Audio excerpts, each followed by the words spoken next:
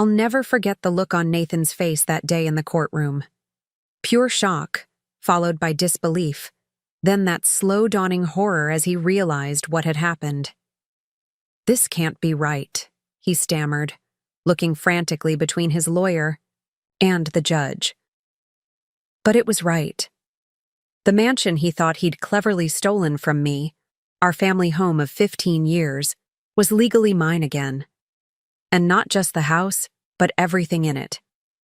All because of 7 carefully crafted sentences his grandfather had written into a family trust decades ago that Nathan never bothered to read.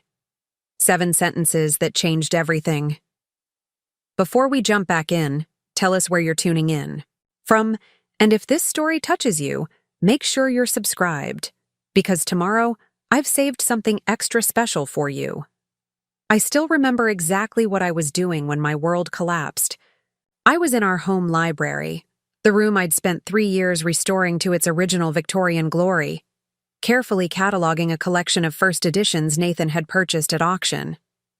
The afternoon light streamed through the stained glass windows, casting colorful patterns across the antique Persian rug. Everything seemed so perfect, so permanent. Then Nathan walked in, his footsteps unusually heavy on the hardwood floors.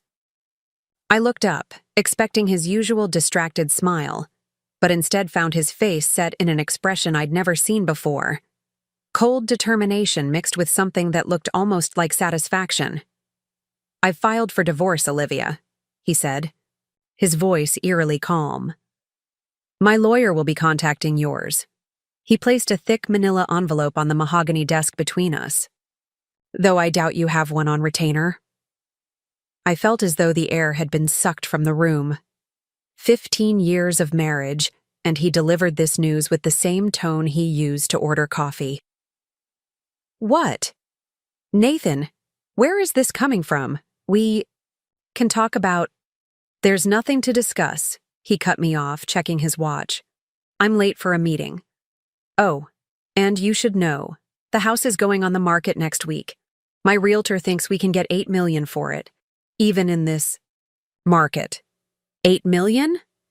But this is our home, Nathan. Ethan's home. You can't just— Actually, I can. Check the deed.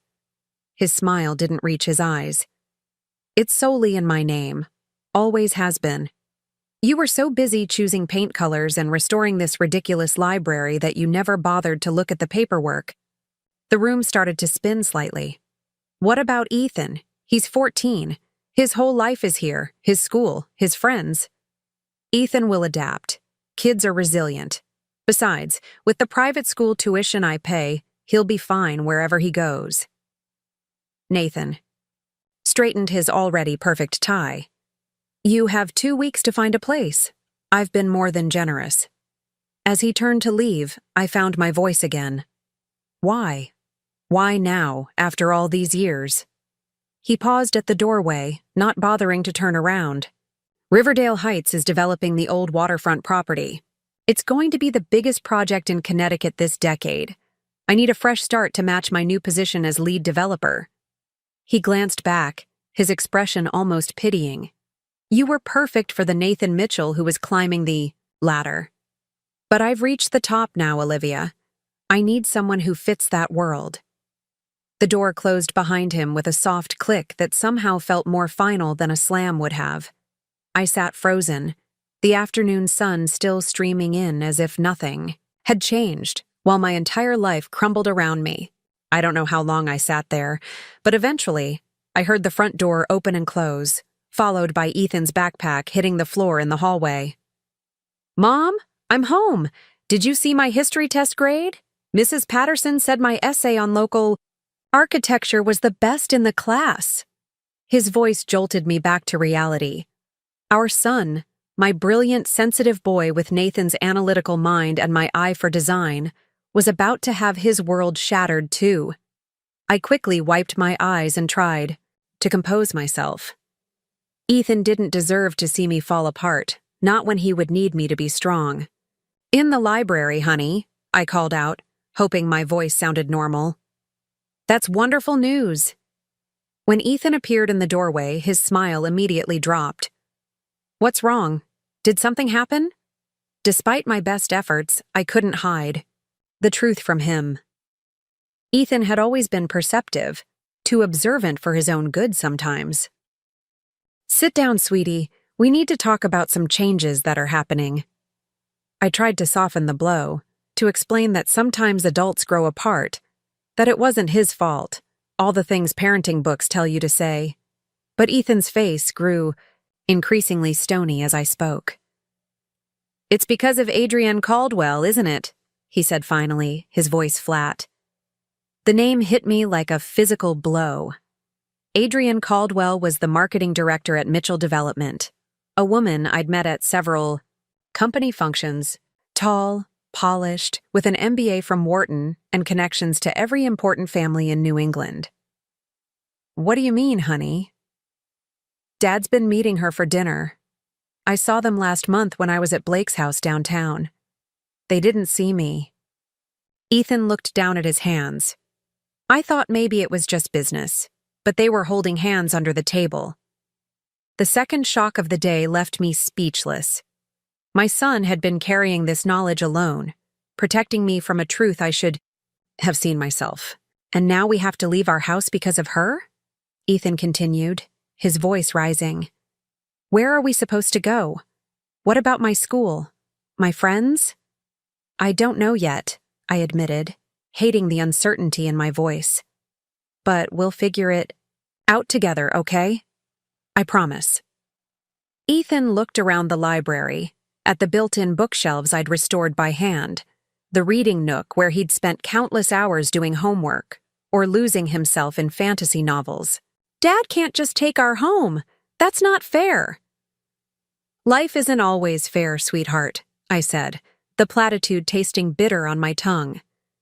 "Then make it fair," Ethan said, his eyes suddenly fierce.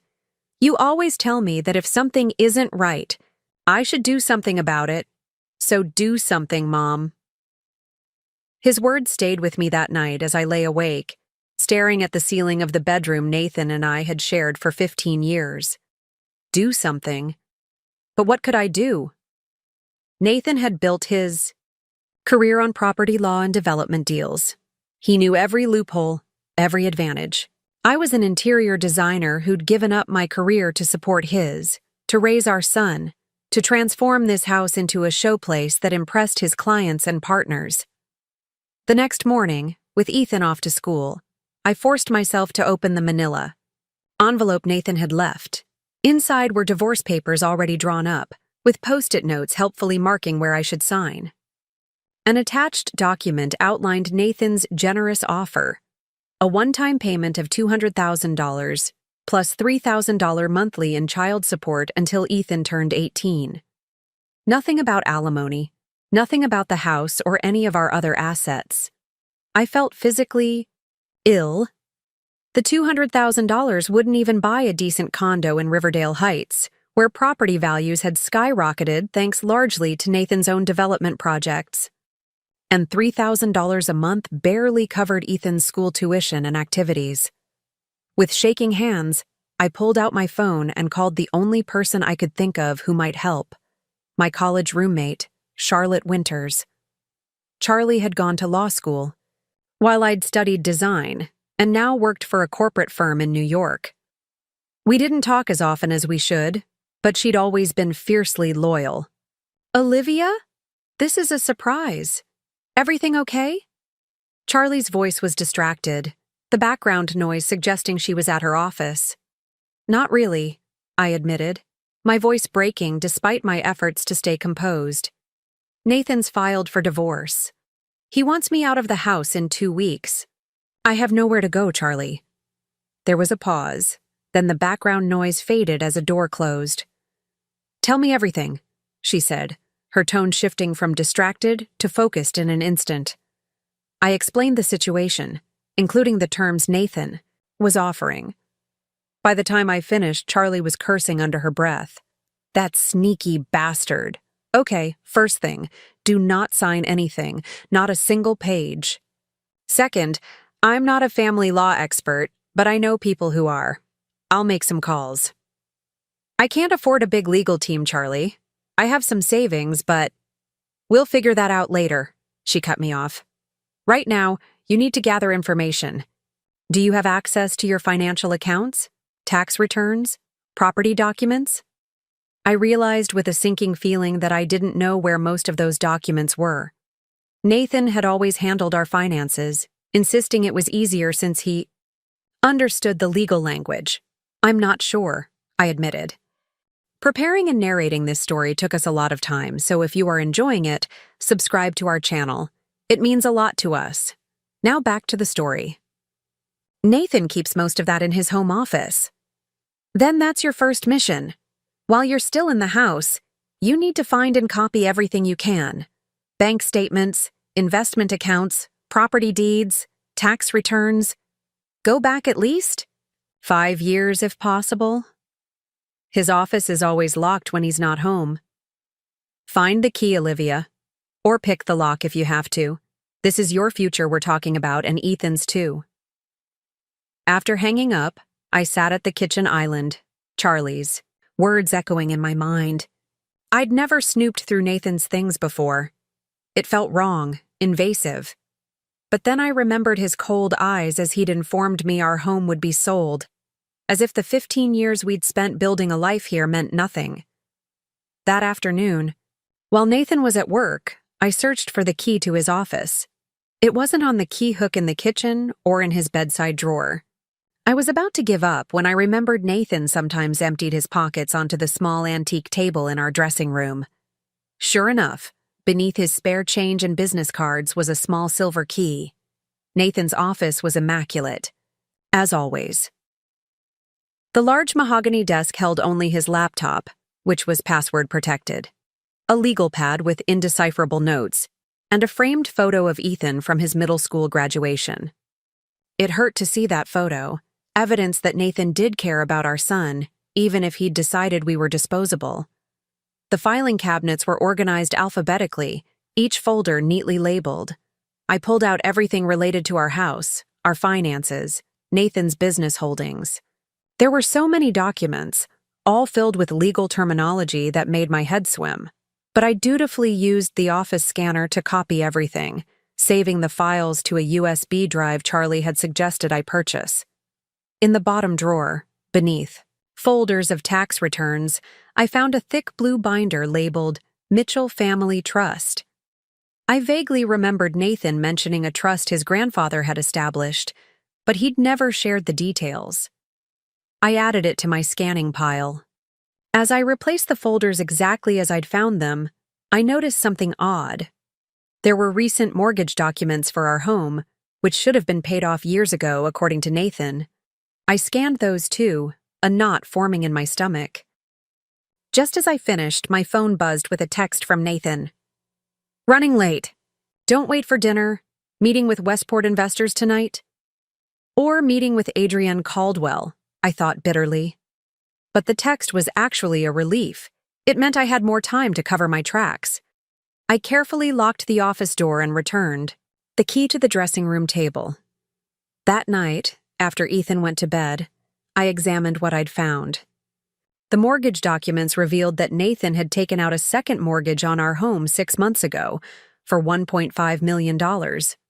Where had that money gone? It hadn't been deposited in our joint account, which rarely held more than enough to cover household expenses.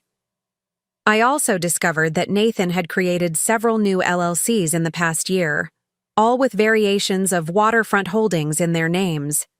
The Riverdale Heights waterfront project he'd mentioned must be even bigger than he'd implied. The Mitchell Family Trust documents were the most confusing, page after page of legal language about asset distribution and succession rights. Nathan's grandfather had apparently been quite wealthy and very specific about how his assets should be managed. I saved these for Charlie to examine.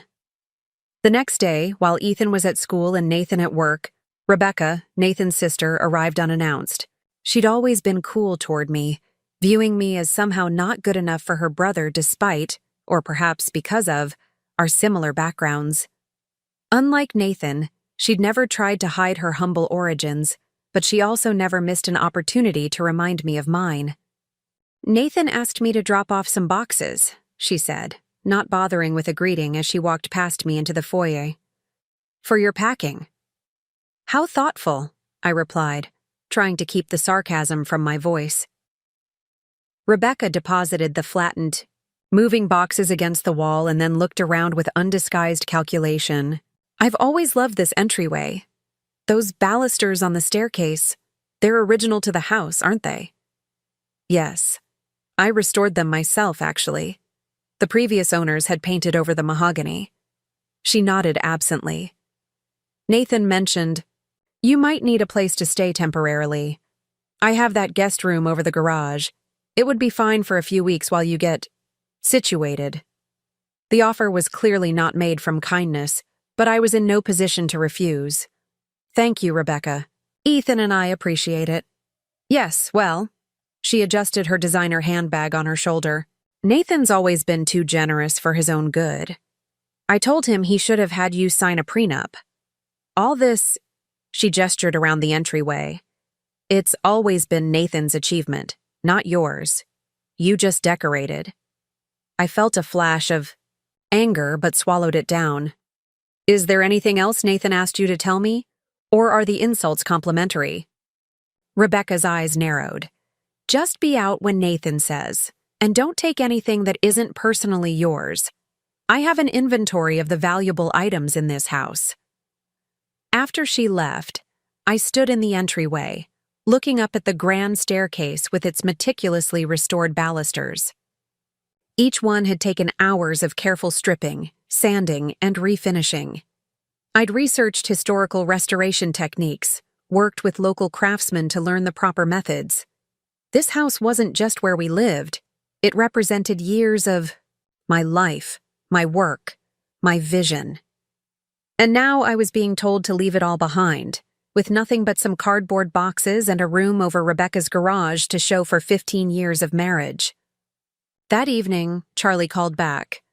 "I've found you a lawyer," she said without preamble. "Eleanor Davis. She's semi-retired now, but she was one of the best divorce attorneys in Connecticut, specialized in high-net-worth cases with complicated assets." "Charlie, I can't afford—" "Just meet with her," Charlie interrupted. "She's agreed to an initial consultation as a favor to me. We worked on a pro bono project together last year." I agreed, and the next day, I drove to a small, elegant office in downtown Stamford. Eleanor Davis was not what I expected.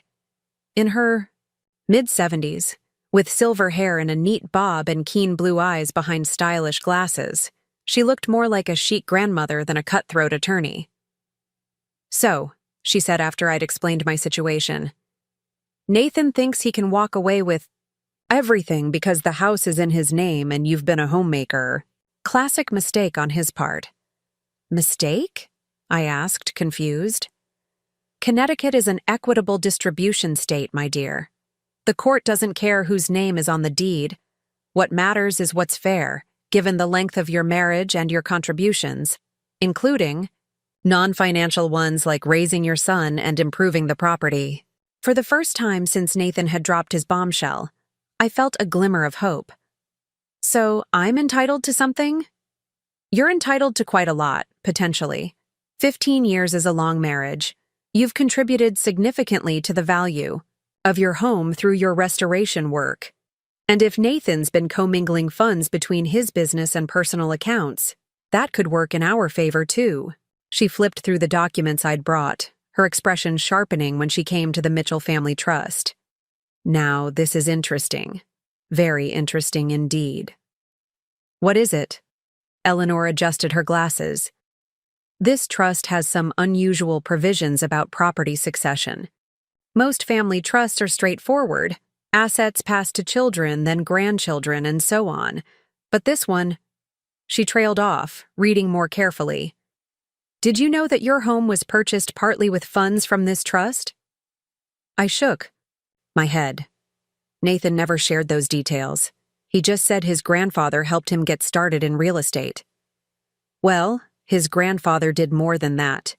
He created a trust with very specific rules about how properties acquired with trust Funds could be transferred, and one of those rules, she tapped a paragraph with her manicured fingernail, states that any residential property purchased for family use cannot be sold or transferred without the consent of all family members residing in the property for at least 10 years.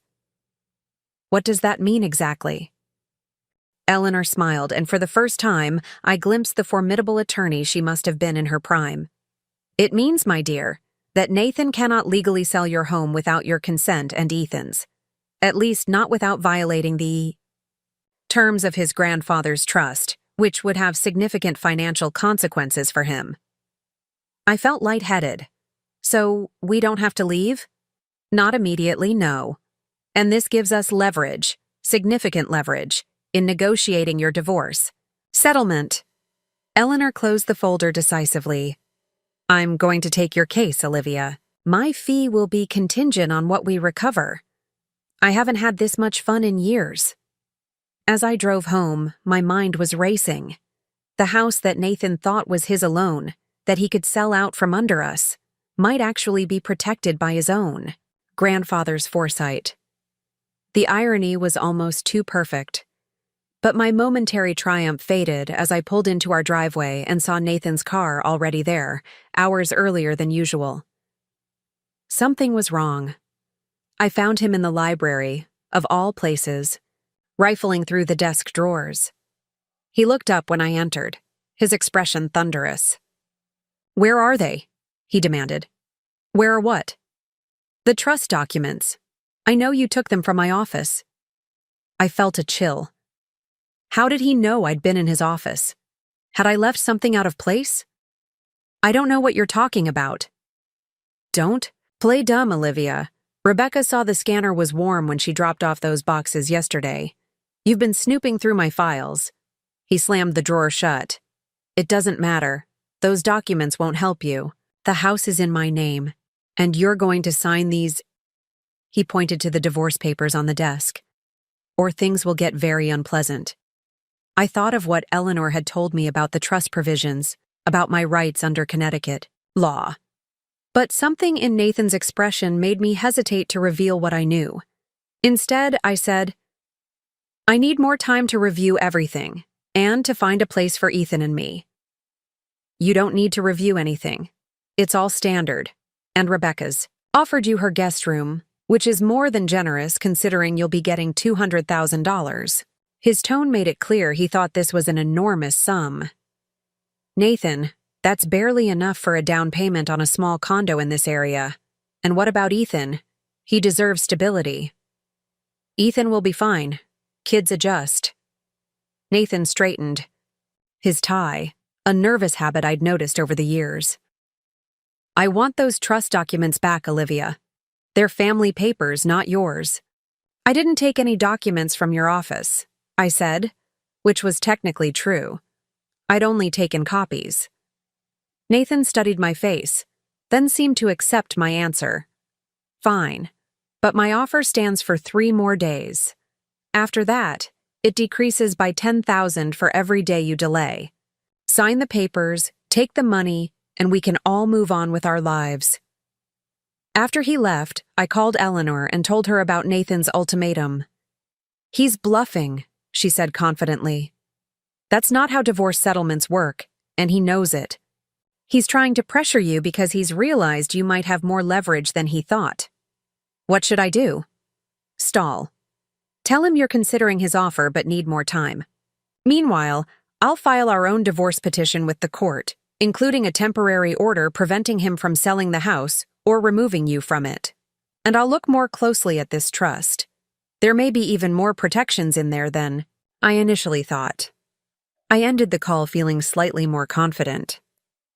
But as I looked around the library, my favorite room in the house, the place where I'd spent countless hours creating something beautiful, I couldn't help wondering if I was fighting a losing battle. Nathan had always gotten what he wanted. Always. He had the money, the connections, the legal knowledge. What did I have? Just then, Ethan came into the library, his backpack slung over one shoulder. "Dad was here?" "I saw his car leaving." "Yes, just briefly," I said, trying to sound casual. Ethan dropped his backpack and sat in the window seat, looking out at the garden I'd designed, with its heritage roses just coming into bloom. "Are we really going to lose our house, Mom?" I sat beside him, putting my arm around his shoulders. He was at that age where he sometimes shrugged off my hugs, but today he leaned into me. "I'm going to fight for it," I told him. "I can't promise what will happen, but I'm not giving up." "Good," he said firmly, "because I found something I think you should see." Ethan reached into his backpack and pulled out a leather-bound book I didn't recognize. "What's this?" I was doing research for my history project on local architecture, and I found this at the Historical Society. It's about Grandfather Mitchell's property developments in Connecticut. There's a whole chapter about our house. I opened the book, surprised to find a detailed history of our home, complete with black and white photographs from the early 1900s. According to the text, the house had been built by a prominent local judge and had later fallen into disrepair before being purchased by Nathan's grandfather in the 1960s. "Look at this part," Ethan said, flipping to a page he'd marked, "about how the house was supposed to always stay in the family." The passage described how Harold Mitchell, Nathan's grandfather, had lovingly restored the property with the intention that it would remain a family home for generations. He was quoted as saying, "Some buildings are just structures, but others are legacies. This house is meant to shelter Mitchells for 100 years to come." "That's lovely, Ethan, but I'm not sure it helps us legally." "But don't you see? It matches what's in the trust. Dad told me about it once, how his grandfather left money in a trust that had all these rules about keeping properties in the family. He said it was old-fashioned, but that his grandfather was obsessed with family legacy." I stared at my son, amazed once again by his perceptiveness. "Ethan, you're brilliant. This could be important evidence if we need to prove the intent behind the trust provisions." He smiled, looking pleased but also sad. "I don't want to lose our house, Mom, and I don't want to live with Aunt Rebecca. She always looks at me like I'm doing something wrong." "I know, honey." I hugged him tighter. "We're going to fight this together, I promise." As Ethan headed upstairs to start his homework, I sat in the fading light of the library, the historical book open on my lap. Nathan's grandfather had created both a legal document, the trust, and a public statement about his intentions for this house. Together, they might be enough to protect our home. For the first time since Nathan had delivered his bombshell, I allowed myself to truly hope. This fight wasn't over. In fact, it was just beginning. The next morning, I woke to the sound of my phone buzzing insistently. It was Eleanor Davis, calling far earlier than seemed reasonable. "Olivia, turn on your local news, Channel 8. "Right. Now?" Confused and still half asleep, I fumbled for the remote and switched on the bedroom television. There, standing in front of a dilapidated waterfront warehouse, was Nathan. He was smiling his most photogenic smile, the one I used to tease him about practicing in the mirror as he gestured expansively at the rundown buildings behind him. "This historic waterfront district will be transformed into Riverdale's premier luxury living and shopping destination," he was saying to a reporter who nodded enthusiastically. "Mitchell Development Group is proud to announce that construction begins next month on the marina at Riverdale Heights." The camera panned to show architectural renderings of gleaming glass towers, upscale boutiques, and yacht-filled marinas. A complete reinvention of the industrial waterfront. "What am I looking at?" I asked Eleanor, though I was beginning to understand. "You're looking at why Nathan suddenly wants a divorce and needs to sell your house," she replied. "That project is enormous. Easily $100 million in development costs before they see a penny of profit. And guess who's personally guaranteeing a significant portion of the financing?" "Nathan," I breathed, the pieces falling into place. "Exactly. I have a contact at the county clerk's office who pulled the financing documents this morning. Nathan's leveraged everything for this deal, including taking out that second mortgage on your home. He needs to sell the house to cover his portion. of the initial development costs. My mind raced. But if what you said about the trust is true, that he can't sell without our consent, then his entire financing plan falls apart, Eleanor finished. Which is why he's so desperate to get you to sign those divorce papers quickly and move out. Once you're out of the house, it would be much harder to enforce the occupancy provisions of the trust. The news segment continued, with Nathan now, shaking hands with the mayor and other local officials. Everyone looked delighted with the arrangement. No doubt property values throughout Riverdale would soar once the waterfront development was complete. "What's our next move?" I asked, watching my husband bask in the adulation of the press and local politicians. "We file our counter-petition today, including an emergency motion to prevent any sale of the house, and we need to dive deeper into that trust. The language about family occupancy is unusual. There may be more provisions we can use." After hanging up, I sat on the edge of the bed, still watching the news coverage.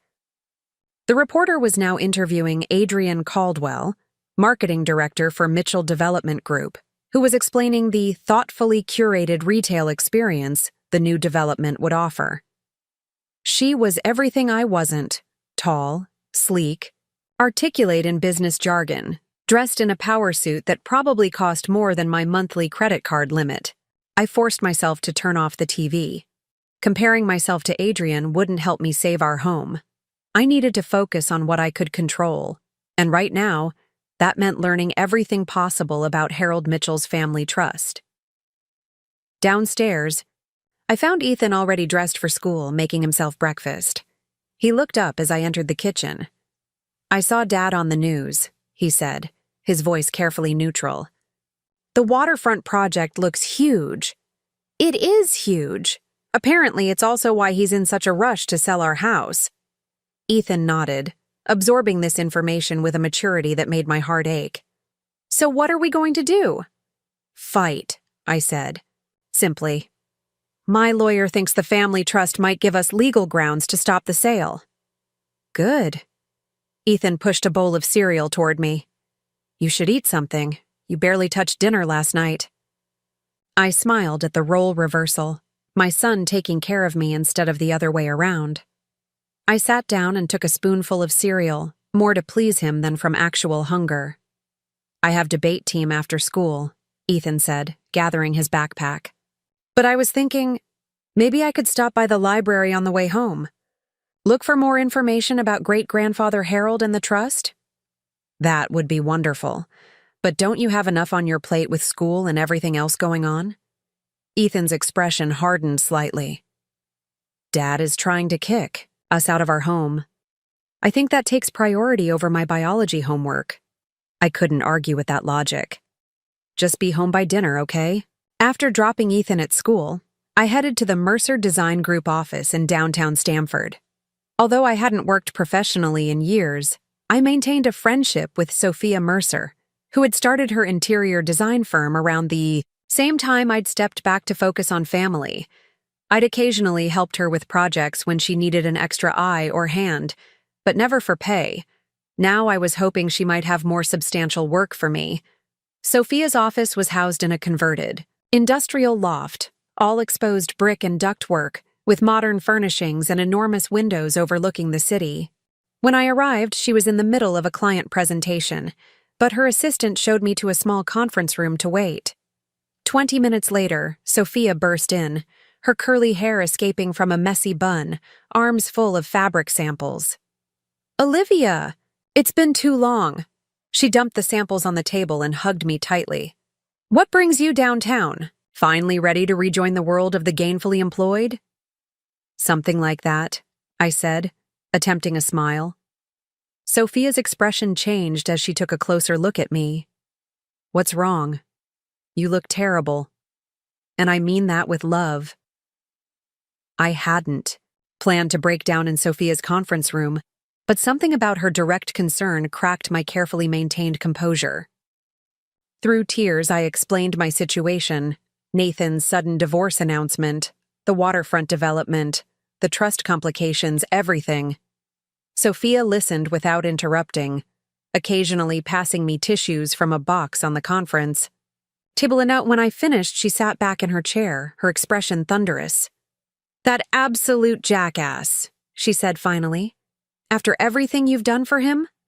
The networking parties you've hosted, the client relationships you've nurtured, not to mention turning that mausoleum of a house into a showcase that's been featured in 3 design magazines?" I hadn't expected such vehemence from Sophia, who'd always been polite about Nathan when we'd met socially. "You never liked him, did you?" "I never trusted him," Sophia corrected. "There's a difference. Too smooth, too calculated. Always looking over your shoulder at parties to see if someone more important had arrived." She leaned forward, eyes intense. "So what do you need from me? A job? If you have any work available, even part-time. I need to start building my own income. Eleanor, my lawyer, thinks we can prevent Nathan from selling the house, but I'll still need to support myself and Ethan." Sophia didn't hesitate. "I've been looking for someone to help with residential consultations. The commercial work has really taken off, but I hate to turn away the smaller residential jobs. You could start with those, build your portfolio back up, and we'd split the fees 70-30 until you get established again." The offer was more generous than I'd expected. "Are you sure? It's been years since I worked professionally." "Please.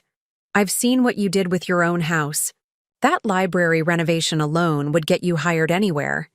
She pulled out her calendar. "Can you start Monday?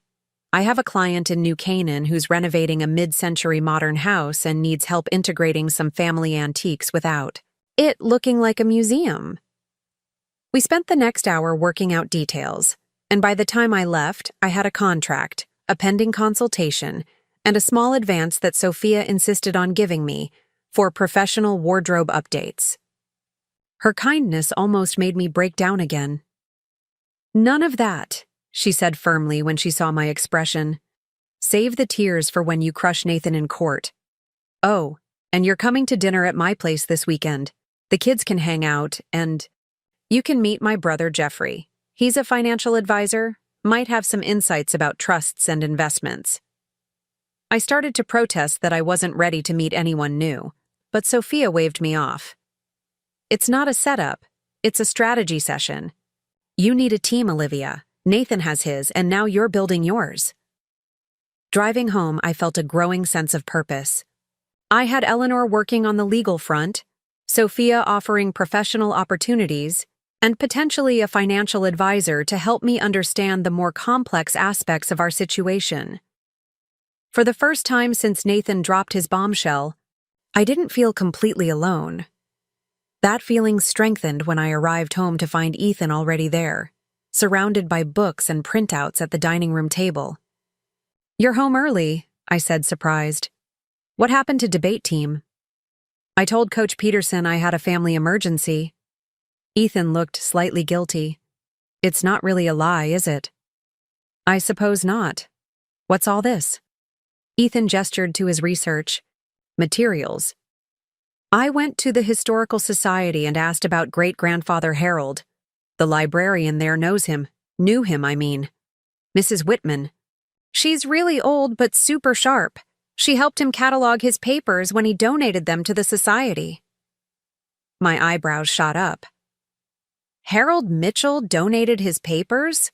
Like personal documents? "Business stuff mostly," she said. But she remembered him talking about the family trust because it was unusual. She helped me find some newspaper articles about him, too. Ethan pushed several photocopies toward me.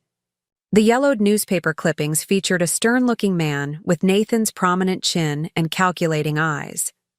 One headline read, "Mitchell saves historic Watson mansion from demolition," with a photo of Harold standing proudly in front of what was now our home.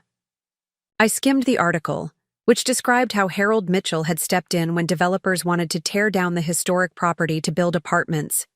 He'd purchased the mansion and restored it, establishing a trust to ensure it would remain, standing for generations. His own father lost their family home during the Depression, Ethan explained, pointing to another article. That's why he was so obsessed with preserving properties and keeping them in the family. He didn't want what happened to his dad to happen to future Mitchells.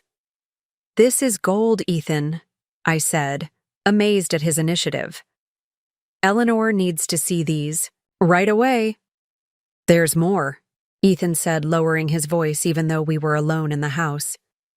"Mrs. Whitman said great-grandfather Harold had a falling out with his son, Grandpa William, over some business deal gone wrong. She thinks that's why the trust has so many restrictions. He didn't fully trust his own son to preserve the family legacy." That tracked with what I knew of Nathan's grandfather. He'd been an imposing figure, already elderly when Nathan and I married, but still sharp as a tack and deeply opinionated about how the family properties should be managed.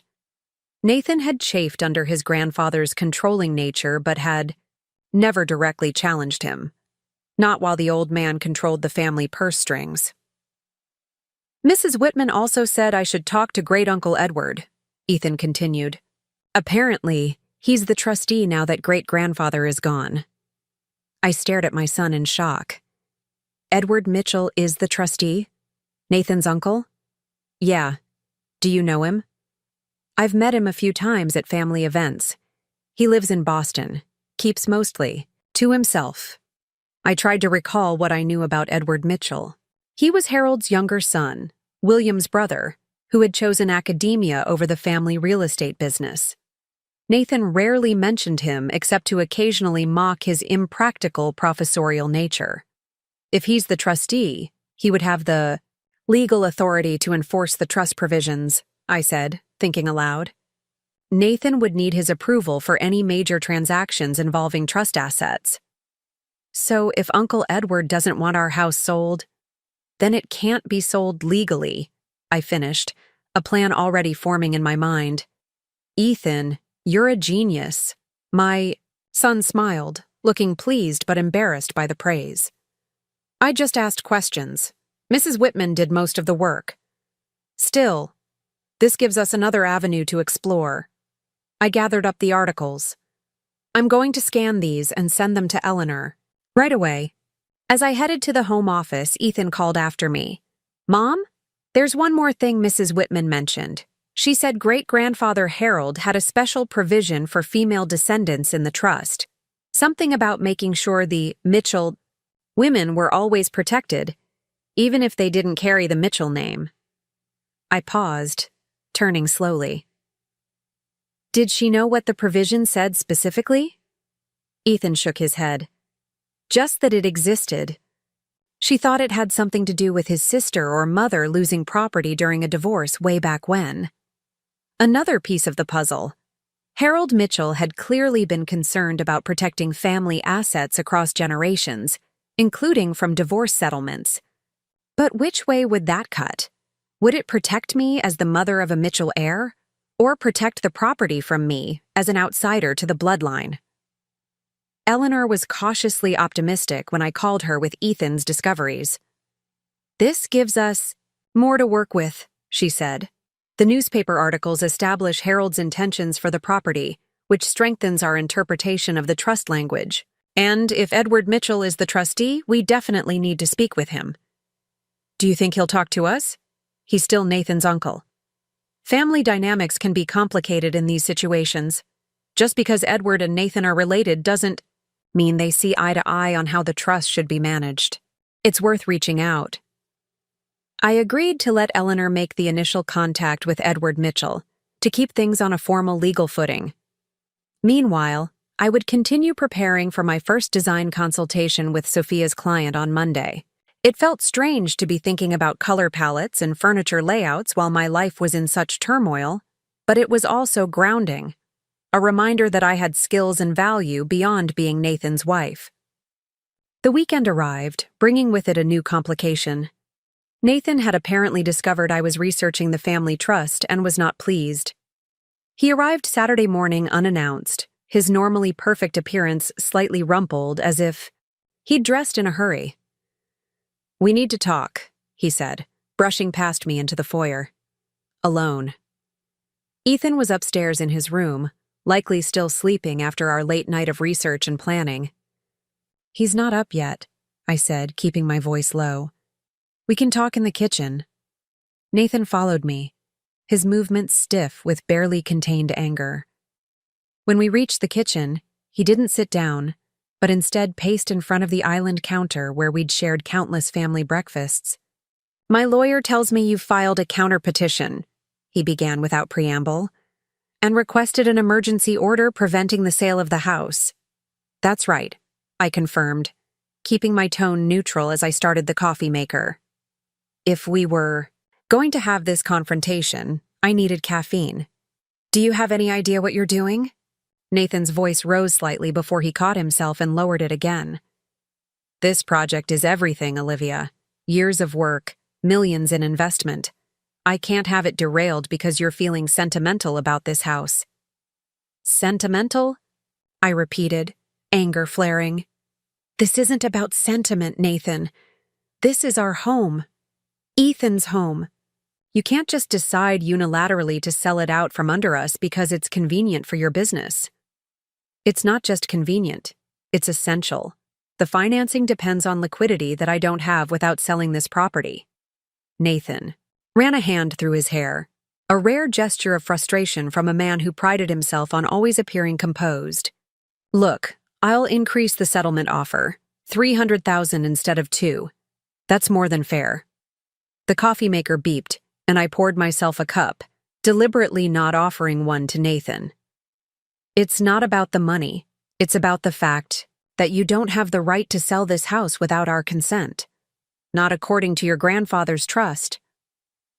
Nathan's expression shifted, a flicker of uncertainty crossing his face before he masked it. The trust is irrelevant. The house is in my name. Is that what your lawyer told you? Because mine says differently. The trust explicitly states that residential properties purchased for family use cannot be sold without the consent of family members who have resided there for at least 10 years. That's me and Ethan.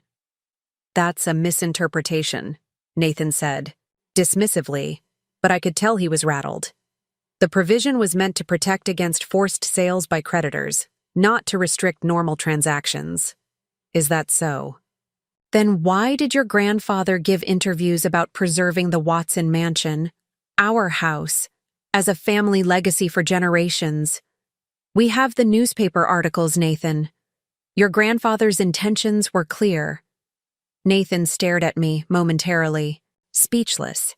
I'd never challenged him like this before, never stood my ground against his confident legal assertions. It felt both terrifying and exhilarating. The work felt refreshingly normal, focusing on practical solutions rather than legal battles and trust provisions. The clients seemed pleased with my suggestions for reimagining some pieces and strategically placing others, and by the end of the 2-hour consultation, they'd signed a contract for my services over the next 3 months. It wasn't a huge project, but it was a start. My first independent income in years.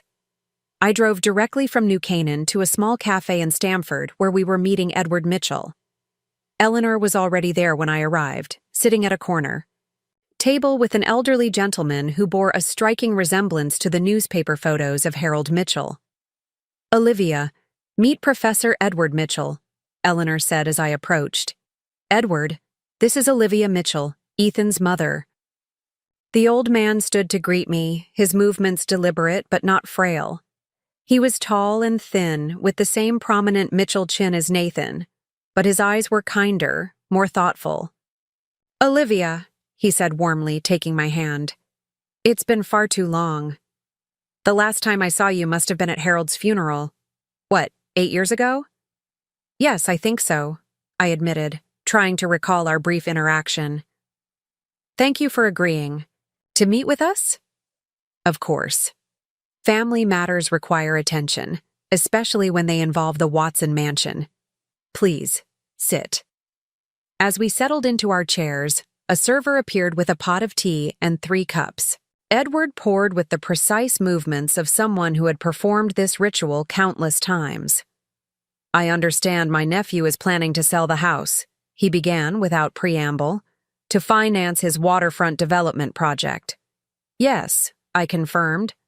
He claims he has the right to do so because the deed is in his name. But from what we've found in the trust documents, that may not be the case. Edward nodded, stirring his tea thoughtfully. Nathan has always had a selective interpretation of my father's intentions. The trust was designed specifically to prevent exactly this type of situation, sacrificing family stability for business ambition. Then you agree that Nathan can't sell the house without consent? Eleanor asked. Not only do I agree, I have the authority as trustee to prevent it. Edward set down his spoon with a soft clink. My father was very clear about the Watson mansion. It was to remain a family home for Mitchells across generations, not a financial asset to be liquidated whenever convenient. Relief washed over. Nathan seemed confident the trust wouldn't be an obstacle. Edward smiled slightly. Nathan has always operated under the assumption that I'm disinterested in family business matters. It's an assumption I've found convenient to let him maintain over the years. He took a sip of tea. But my father appointed me trustee for a reason. I may not share his business acumen, but I do share his values about family and legacy. So, what happens now? I asked. Now, Edward said, setting down his cup, I exercise my authority as trustee to block any sale of the property without proper consent from all qualifying family members, which includes you and Ethan as residents, of over 10 years. Eleanor leaned forward. There's something else we discovered in our research. Apparently, Harold included special provisions regarding female descendants or family members. Do you know what those entail? Edward's eyes twinkled. Ah, yes. My father was ahead of his time in many ways.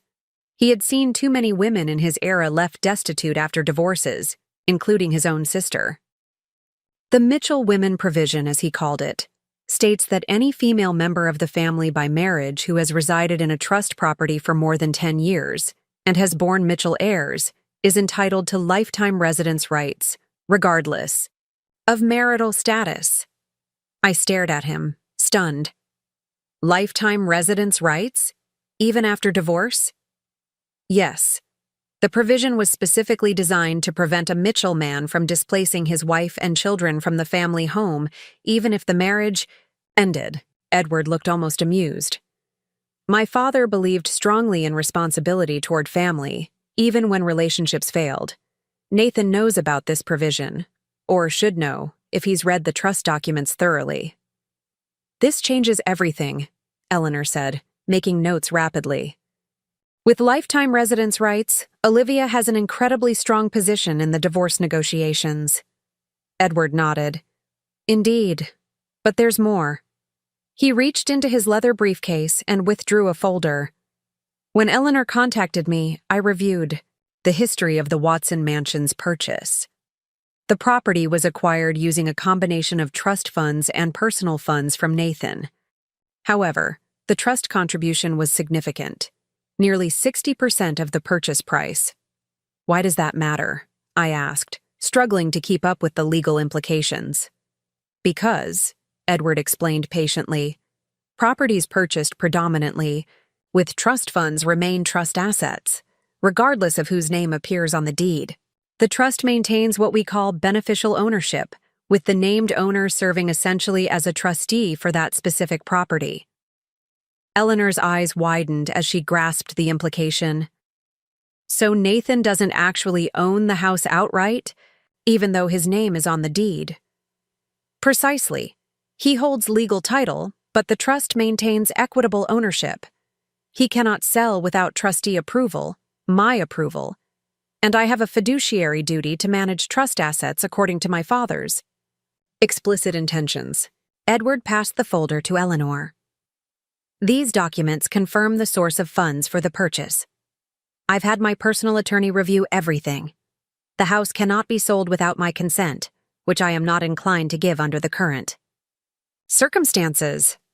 I felt lightheaded with relief and surprise. All this time, Nathan had been proceeding as if he had complete control over our home, when legally, his authority was far more limited than he'd let on. Does Nathan know you've reached this conclusion? I asked. Not yet. I thought it best. To speak with you first, given that you and Ethan would be most affected by any property transaction. Edward sipped his tea contemplatively. I suspect Nathan is counting on my continued disinterest in family business matters. He's in for quite a surprise. As our meeting concluded, Edward insisted on walking us to our cars. Before we parted, he took my hand in both of his. Olivia, I want you to know that regardless of what happens between you and Nathan, you will always have a place in the Mitchell family.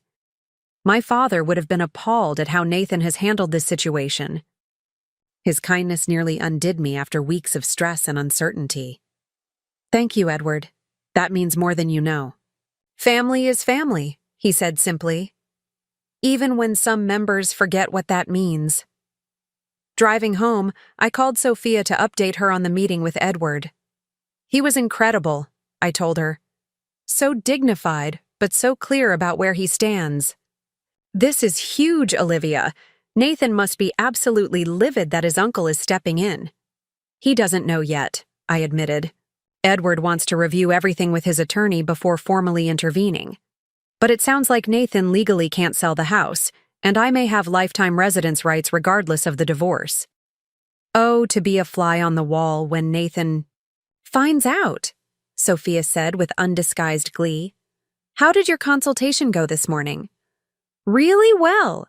They signed a 3-month contract. It's not huge, but it's a start. It's more than a start. It's a statement.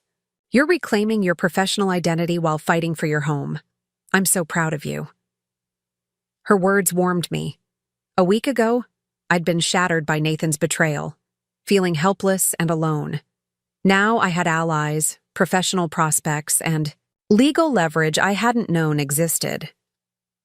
For the first time since this ordeal began, I felt like I might not just survive this divorce. I might emerge stronger than before. When I arrived home, Ethan was waiting eagerly for news about the meeting with his great-uncle. I recounted everything, watching his expression shift from anxiety to relief to satisfaction as I explained Edward's position on the house and the trust.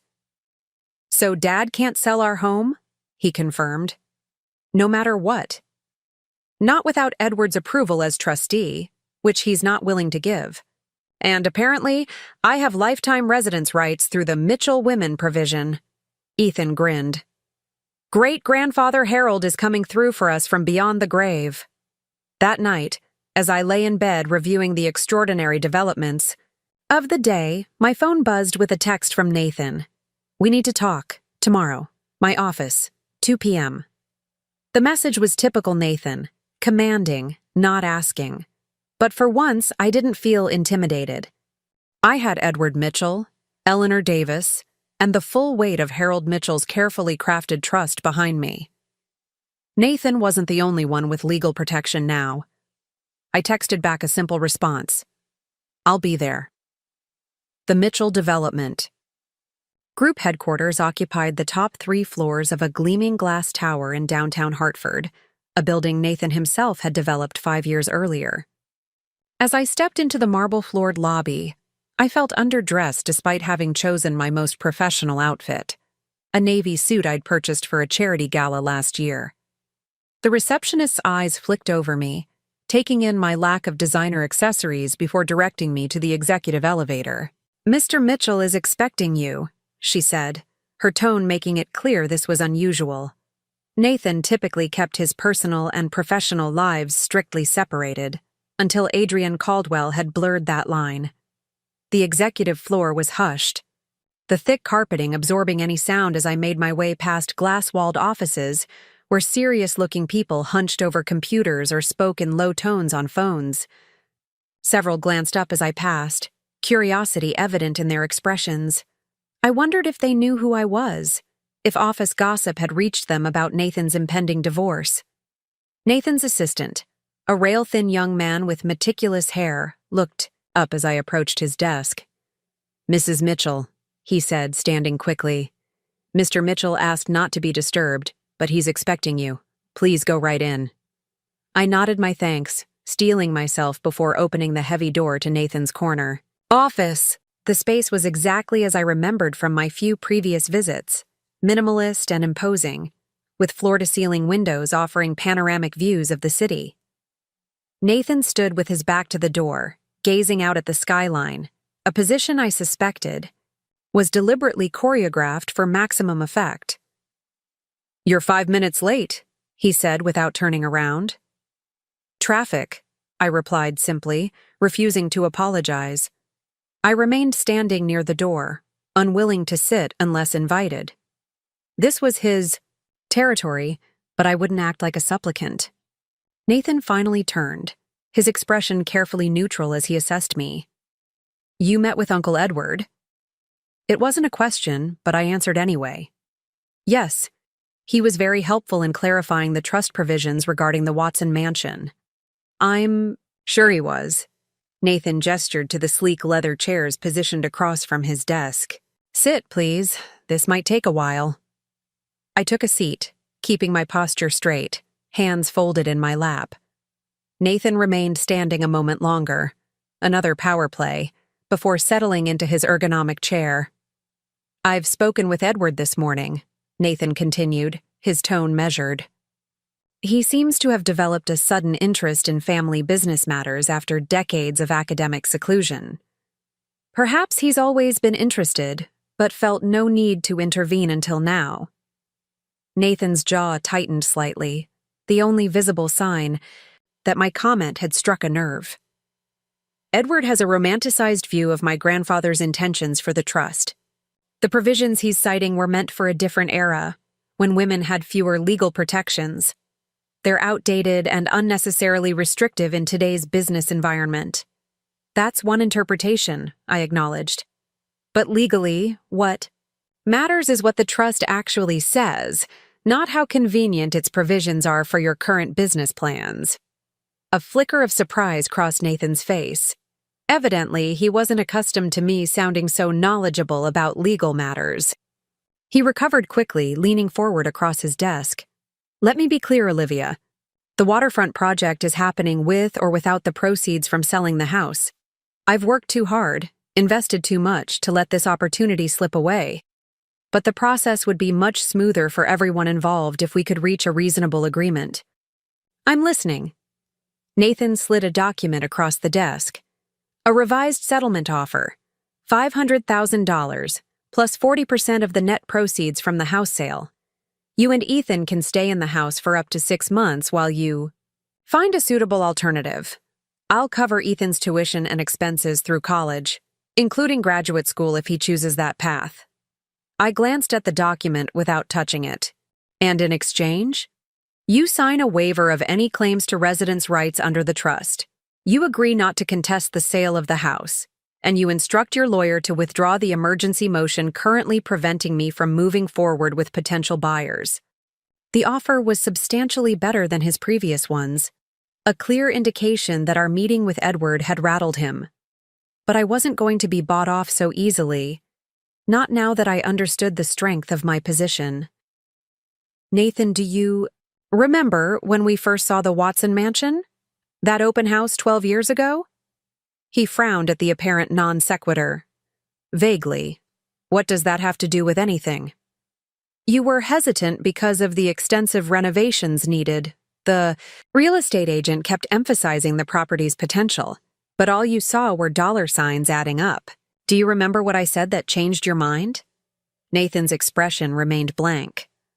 "I said this house had a soul, that beneath the peeling wallpaper and outdated fixtures was a home that had sheltered generations, that had stories embedded in its walls.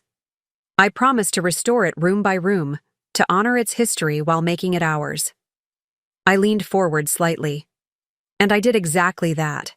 For 12 years, I poured myself into that house, researching period-appropriate renovations, working with artisans to restore original features, creating a home that honored both its past and our present.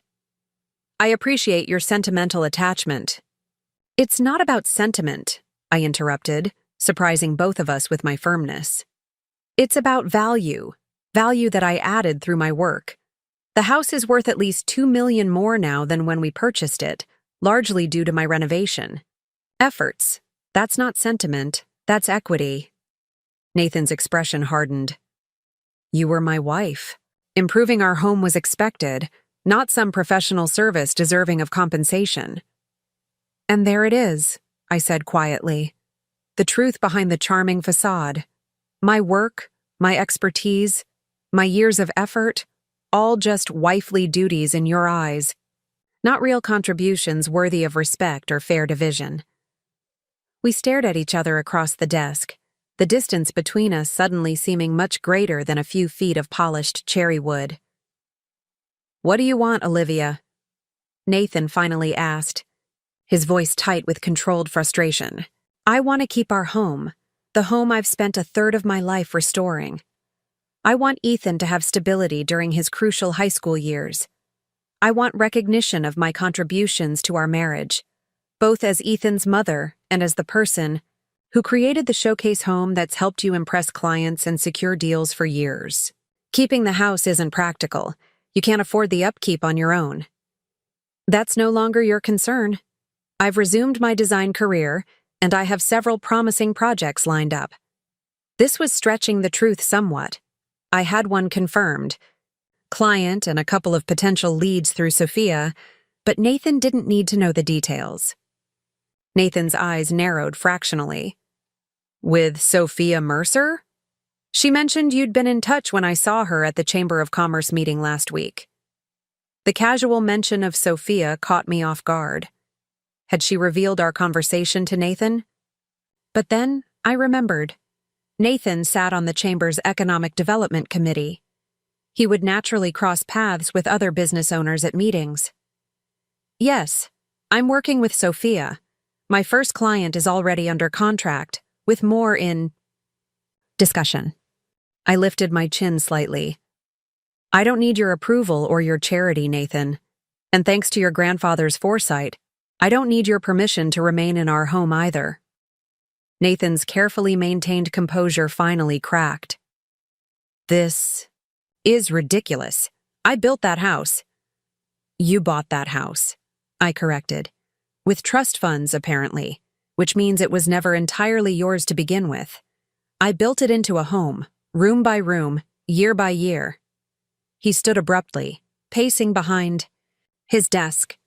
You have no idea what you're up against, Olivia. I have resources, connections, and I have the law on my side, and Edward, and the clear, written intentions of Harold Mitchell, who apparently anticipated exactly this type of situation when he drafted the trust provisions. Nathan stopped pacing, his expression calculating. When he spoke again, his voice had regained its usual controlled cadence. Let's be practical for a moment. Even if you could legally prevent the sale, which my lawyers still dispute, what about Ethan? Have you considered how this fight will affect him? Divorce is hard enough on children without becoming a drawn-out legal battle. Don't you dare use Ethan as leverage, I said, hearing the steel in my own voice. Not when you were perfectly willing to uproot him from his home with 2 weeks' notice. Not when you've missed half his school events this year because you were too busy with your precious waterfront project, or with Adrienne Caldwell. The mention of Adrienne clearly struck a nerve. Nathan's jaw tightened, and a dull flush crept up his neck. My personal relationships are not relevant to these negotiations. Aren't they? Because from where I'm sitting, it looks like you decided to trade in your family for a shinier model that better fits your new status. New project, new woman, new life. And Ethan and I were just inconvenient loose ends to be tied up as quickly and quietly as possible. Nathan planted his hands on the desk, leaning forward. That's enough. I've been more than generous with my offers. If you insist on making this difficult, you'll leave me no choice but to fight this through the courts. And trust me, Olivia, that's not a battle you want. I stood, gathering my purse, suddenly tired of the power games. Actually, I think it's exactly the battle I want. Because unlike you, I've actually read the trust documents now.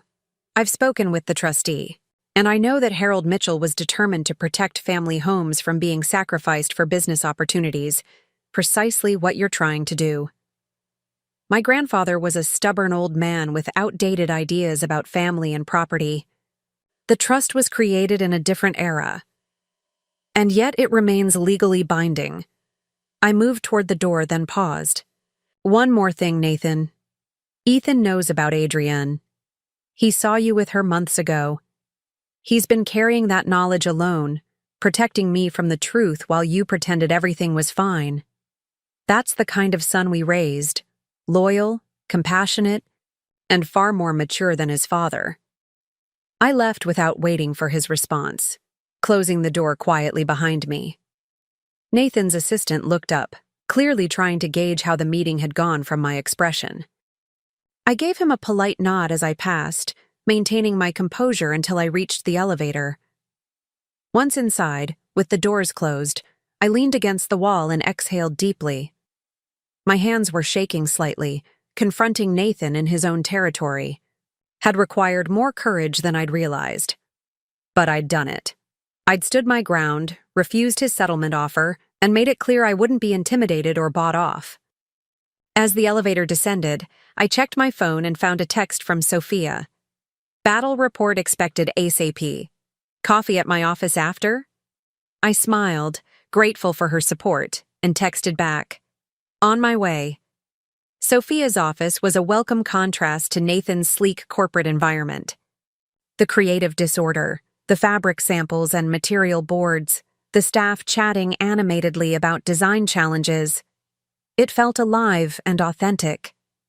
Sophia waved me into her private office, closing the door and immediately pouring coffee from a French press on her desk.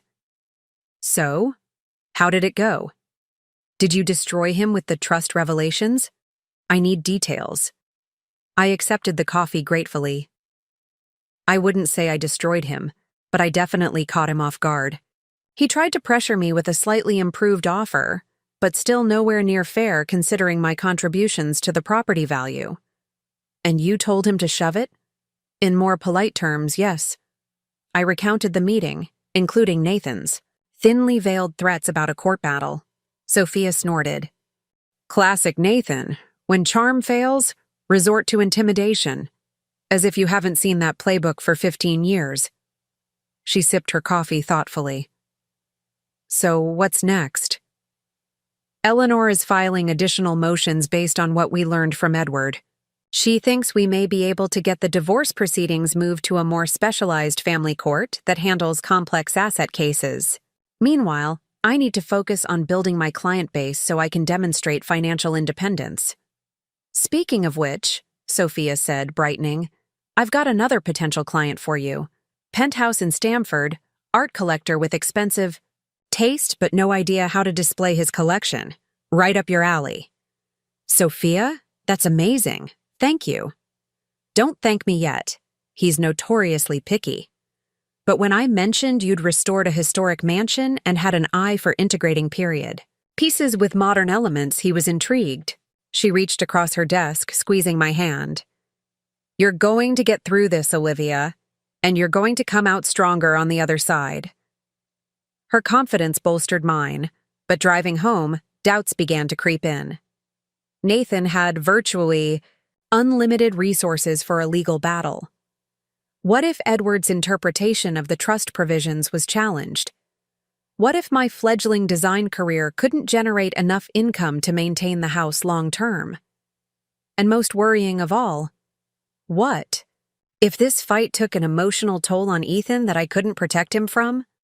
I was still wrestling with these thoughts when I pulled into our driveway and noticed an unfamiliar silver Mercedes parked in front of the house. For a moment, I thought Nathan might have come directly from our meeting to continue the confrontation. But as I approached, I saw the vanity license plate. A Caldwell. Adrienne Caldwell was at my house. For a moment, I considered driving away. The last thing I needed today was a face-to-face encounter with Nathan's girlfriend. But this was my home, the home I was fighting to keep, and I refused to be driven away from my own doorstep. I parked and walked purposefully to the front door, keys in hand.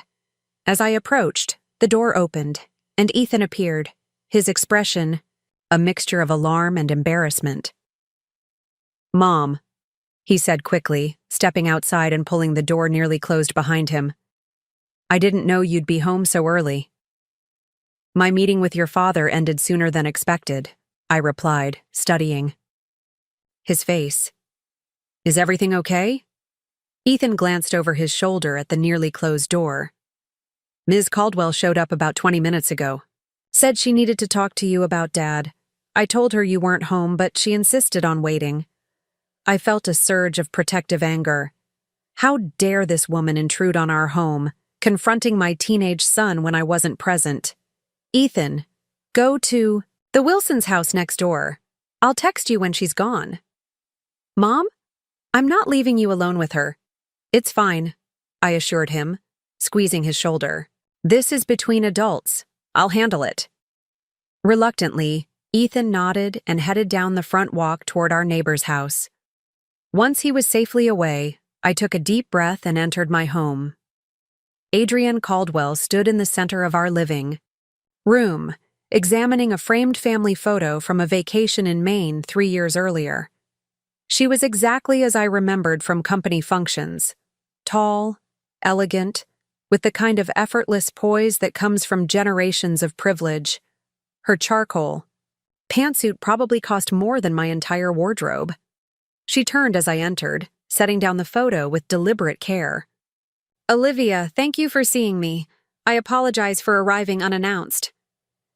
This is unexpected, I said neutrally, setting my purse on a side table but remaining standing. Ethan mentioned you wanted to discuss Nathan? Yes. Adrienne smoothed an invisible wrinkle from her sleeve. I understand you met with him today regarding the divorce settlement. The audacity of her statement momentarily left me speechless.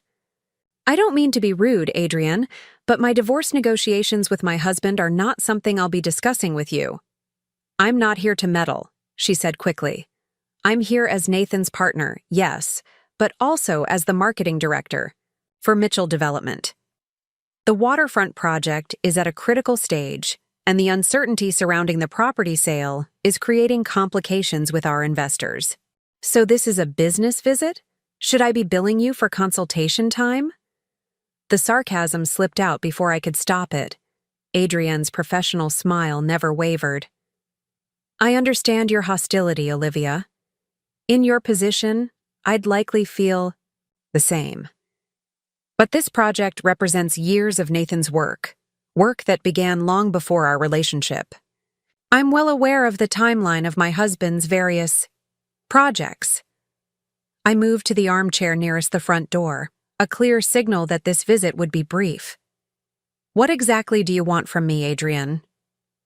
She remained standing, her posture perfect. Nathan's latest offer is exceptionally generous. $500,000 plus a significant percentage of the house sale. That's far more than most divorce settlements after 15 years of marriage, especially considering you haven't worked outside the home. My temper flared. First, my renovation of this house was work. Valuable work that increased its worth considerably. Second, my lack of formal employment was a mutual decision that benefited Nathan's career. And third, I'm well aware of what constitutes a fair settlement in Connecticut, where marital assets are divided equitably regardless of whose name is on the deed. Adrienne had the grace to look slightly discomfited by my response. I didn't mean to minimize your contributions. The house is beautiful. Your design sense is evident in every room. Thank you, I said stiffly. But that doesn't explain why you're here, she sighed, finally taking a seat on the edge of the sofa. The waterfront project isn't just important to Nathan, it's important to the entire community. It will create jobs, revitalize a neglected area, bring in tax revenue for schools and public services. Delaying it over what is essentially a personal dispute seems short-sighted. A personal dispute? I repeated incredulously. Nathan is trying to sell our family home out from under us with barely 2 weeks' notice. Ethan has lived here since he was 2 years old. This isn't a dispute. It's my husband discarding his family for a business opportunity and expecting us to simply accept it. I understand it feels personal, It is personal, I interrupted.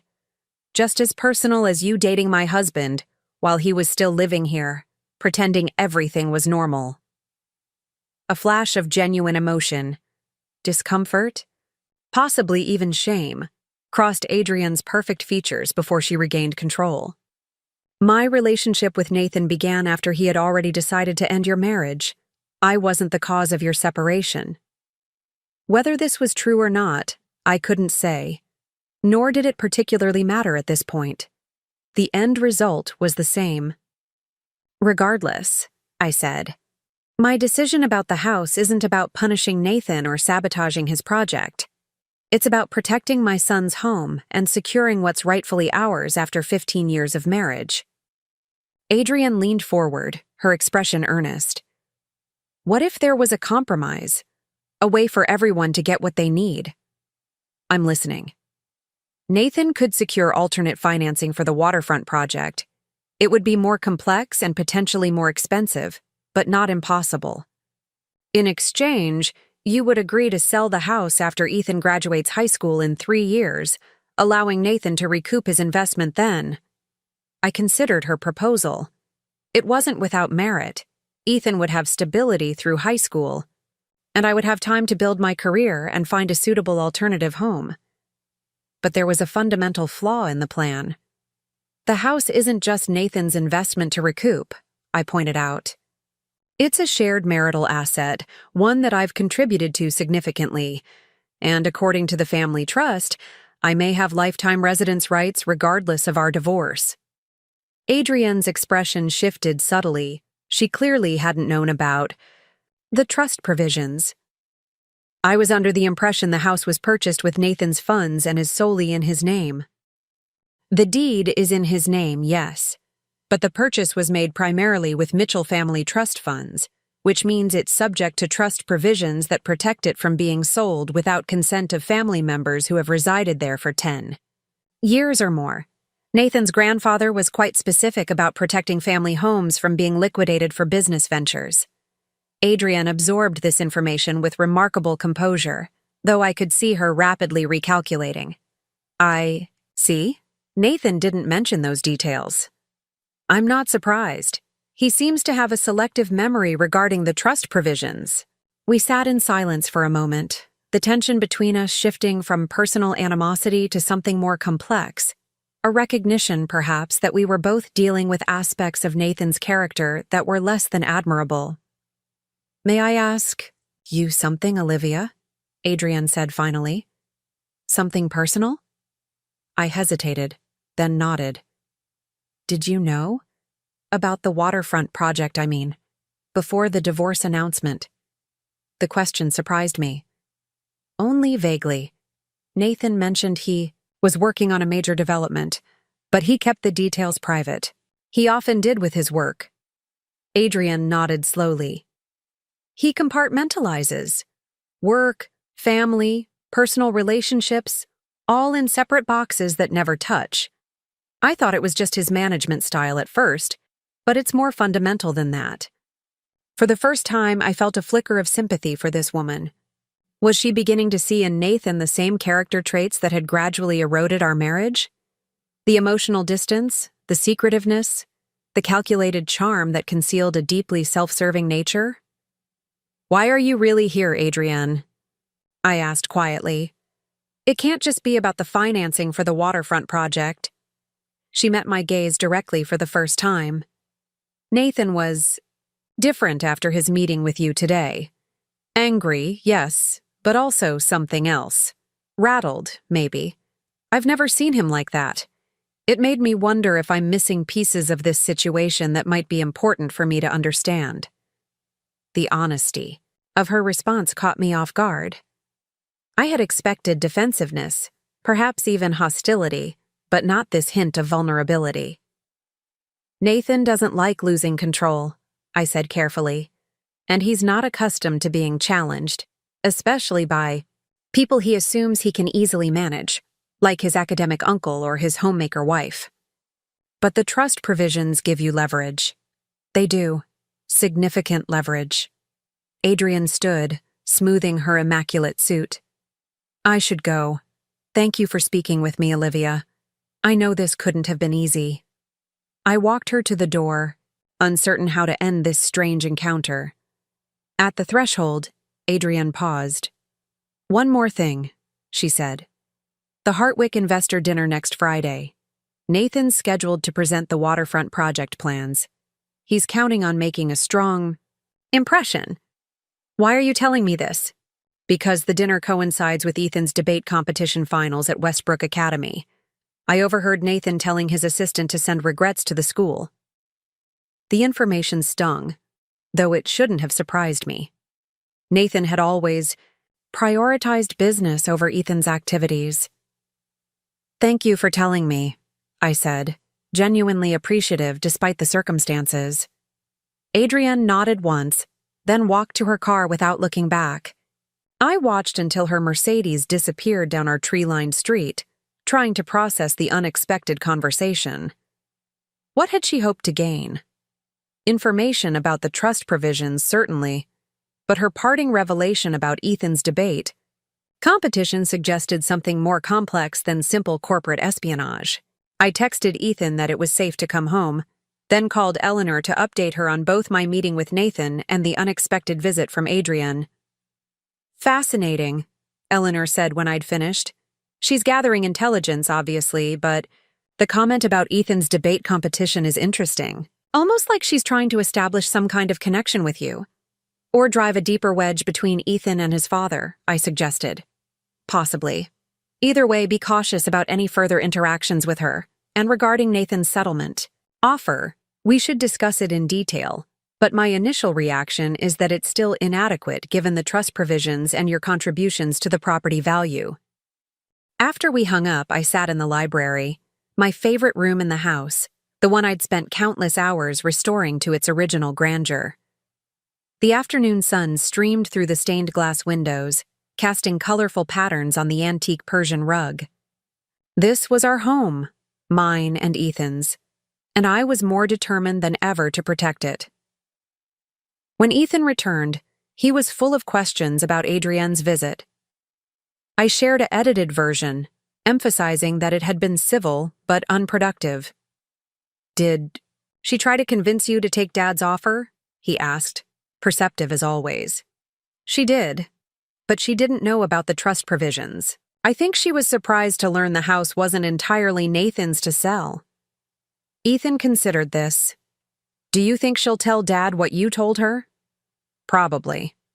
But he already knows we've spoken with Edward and understand the trust protections. Now, it's not new information to him. Ethan ran his finger along the spines of the books on the nearest shelf, first editions that Nathan had purchased more for their investment value than for reading. Mom, if we win, if we get to keep the house, what happens to Dad's waterfront project? The question revealed Ethan's fundamental goodness. Despite everything, he still cared about his father's work, his dreams. The project will still happen, I assured him. Nathan will find alternative financing. It might be more complicated or expensive for him, but the development is too important to fail over one funding source. Ethan nodded, relieved. Good, because even though I'm mad at him, I know how much work he's put into it. He's been talking about revitalizing the waterfront since I was like 9. Your capacity for empathy amazes me, I said, hugging him briefly. But remember, this situation is Nathan's choice, not ours. We're just protecting what belongs to us. I know. He hesitated, then added, Adrienne told me about my debate finals, that Dad's missing it for some investor dinner. So she'd shared that information with Ethan too. Interesting. Are you disappointed? Ethan shrugged, aiming for nonchalance but not quite achieving it. Not really. He's missed most of the other competitions anyway. But I could see it still hurt, despite his attempt to pretend otherwise. I'll be there, I promised. Front row. With embarrassingly enthusiastic applause. That earned me a reluctant smile. Just don't make those weird whistling noises like you did at graduation. No promises. We ordered pizza for dinner, a small rebellion against Nathan's health-conscious meal planning, and ate in the kitchen rather than the formal dining room, another break from Nathan's rigid house rules. As we talked about Ethan's day at school and my design consultation in New Canaan, I realized how much more relaxed our home felt without Nathan's constant critiques and corrections. Later that evening, after Ethan had gone upstairs to finish his homework, I received an unexpected email from Edward Mitchell. The subject line read simply, "Additional trust information." The email contained several scanned pages from Harold Mitchell's personal journals, with certain passages highlighted. Edward had added a brief note. "Found these while searching for additional documentation. Thought you might find my father's private thoughts illuminating." The highlighted passages were eye-opening. Harold had written extensively about his intentions for the family trust, particularly regarding the Watson mansion. One entry from 1972 was especially relevant. "Purchased the Watson property today. A magnificent structure despite its current disrepair. Not necessarily. I can handle the hearing. I'm fully prepared with all the documentation. Edward will be there as well to testify about his role as trustee. Your presence would strengthen our case, but it's not absolutely essential for this particular hearing." Relief washed over me. "Are you sure? This seems like a critical moment in the case." "It is critical. But so is being there for Ethan. Trust me to handle the legal front today. You focus on being a parent." After ending the call, I texted Edward to thank him for appearing at the hearing and to apologize for my absence. His response was immediate and understanding. "Family first. Always. That's exactly what my father would have wanted. Don't worry about the hearing. We have truth and documentation on our side." With that weight lifted, I turned my attention to preparing for Ethan's competition. I was just about to leave when my phone rang with an unfamiliar number. "Olivia Mitchell?" a woman's voice asked when I answered. "Yes, this is she. This is Patricia Hartwick. My husband Gerald and I are hosting the investor dinner for the waterfront project tonight." I froze, unsure why the hostess of Nathan's important business dinner would be calling me. "Yes, Mrs. Hartwick. How can I help you?" "Please, call me Patty. I'm actually calling about your son's debate competition at Westbrook today. My niece Madeline is on the debate team as well. She mentioned Ethan is competing in the finals." "That's right," I confirmed, still confused about the purpose of the call. Well, when I realized the conflict with our dinner, I was mortified. Nathan is supposed to present the project plans to our investors, but a father should be able to watch his son compete.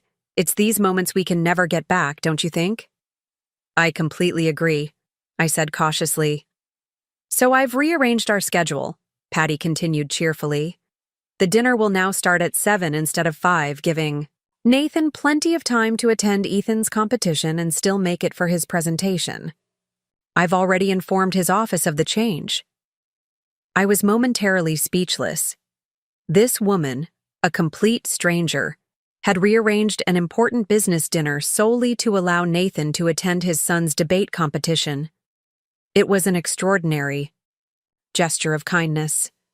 "Mrs. Hartwick, Patty, that's incredibly thoughtful of you. I don't know what to say." "Oh, it was nothing, really. Family should come first, especially for these milestone moments in our children's lives. My Gerald missed our son's state championship baseball game 15 years ago for a business meeting, and he still regrets it. Some things can't be rescheduled, you know?" After thanking her profusely, I hung up and immediately texted Ethan. "Possible your dad might make it to the competition after all. Don't get your hopes up too much, but there's been a schedule change." His response was typically teenage in its brevity. "Cool, the EX." The neutral words couldn't hide the undercurrent of hope. Despite everything, Ethan still wanted his father's approval, his presence, his pride. I only hoped Nathan wouldn't disappoint him again. Westbrook Academy was bustling with activity when I arrived shortly before noon. The debate finals were a significant event, with teams from 8 prestigious private schools competing. I found a seat near the front as promised, and waited anxiously for Ethan's team to take the stage. When Riverdale Prep was announced, I spotted Ethan immediately, looking composed and professional as he arranged his notes at the podium. The topic, balancing economic development with environmental protection, seemed almost too perfect given our family circumstances. Ethan was arguing the pro-environmental side naturally. As the debate began, I became so engrossed in Ethan's poised, articulate arguments that I almost missed Nathan slipping into the auditorium. He stood at the back briefly before finding a seat several rows behind me.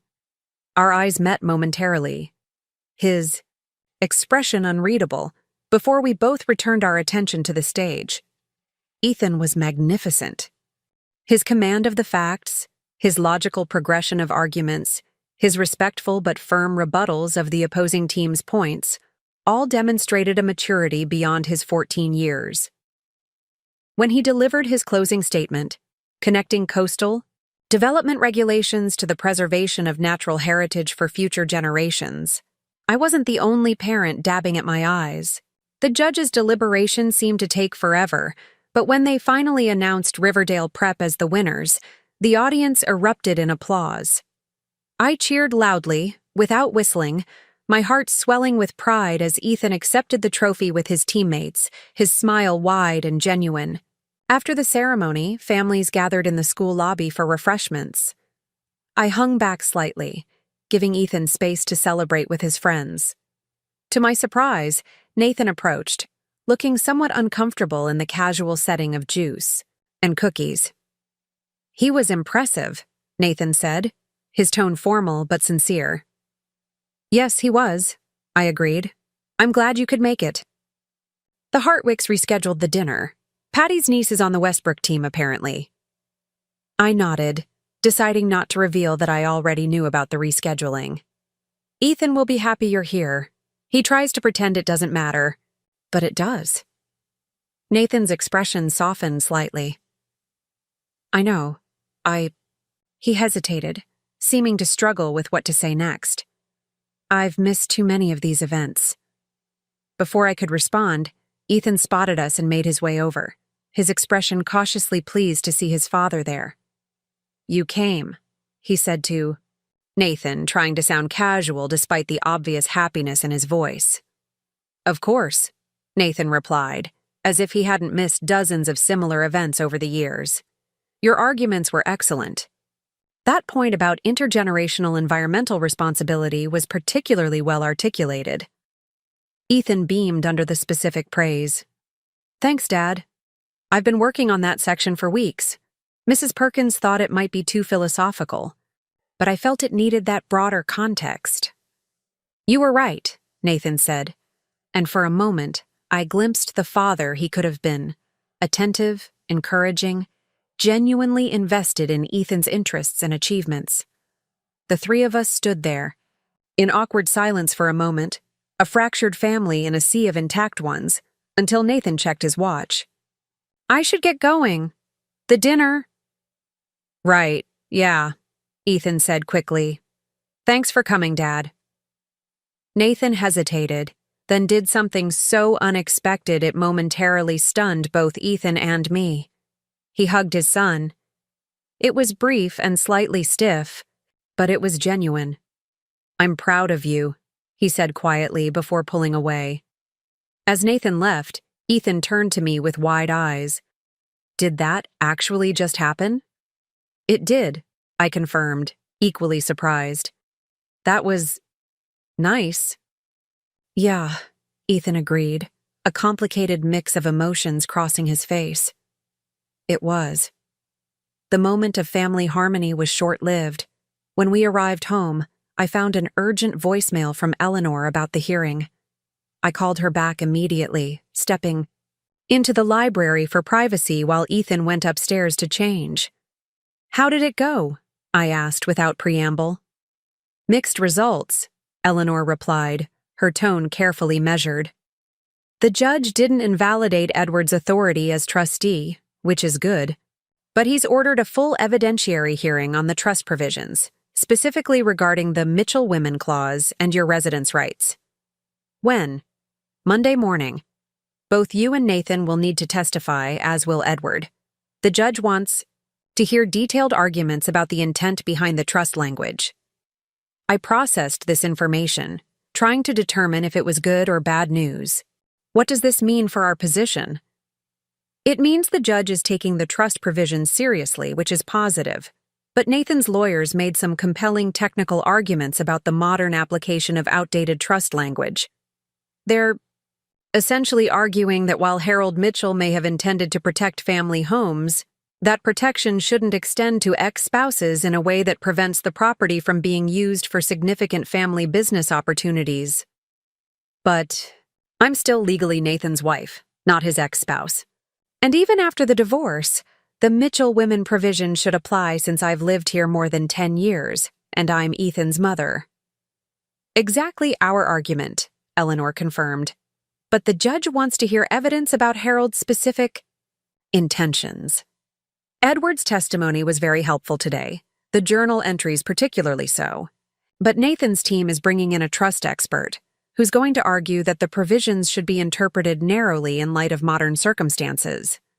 I sighed, leaning against the library desk. So Monday is crucial. Very. We need to be fully prepared. Can you come to my office tomorrow afternoon to prep for your testimony? I agreed.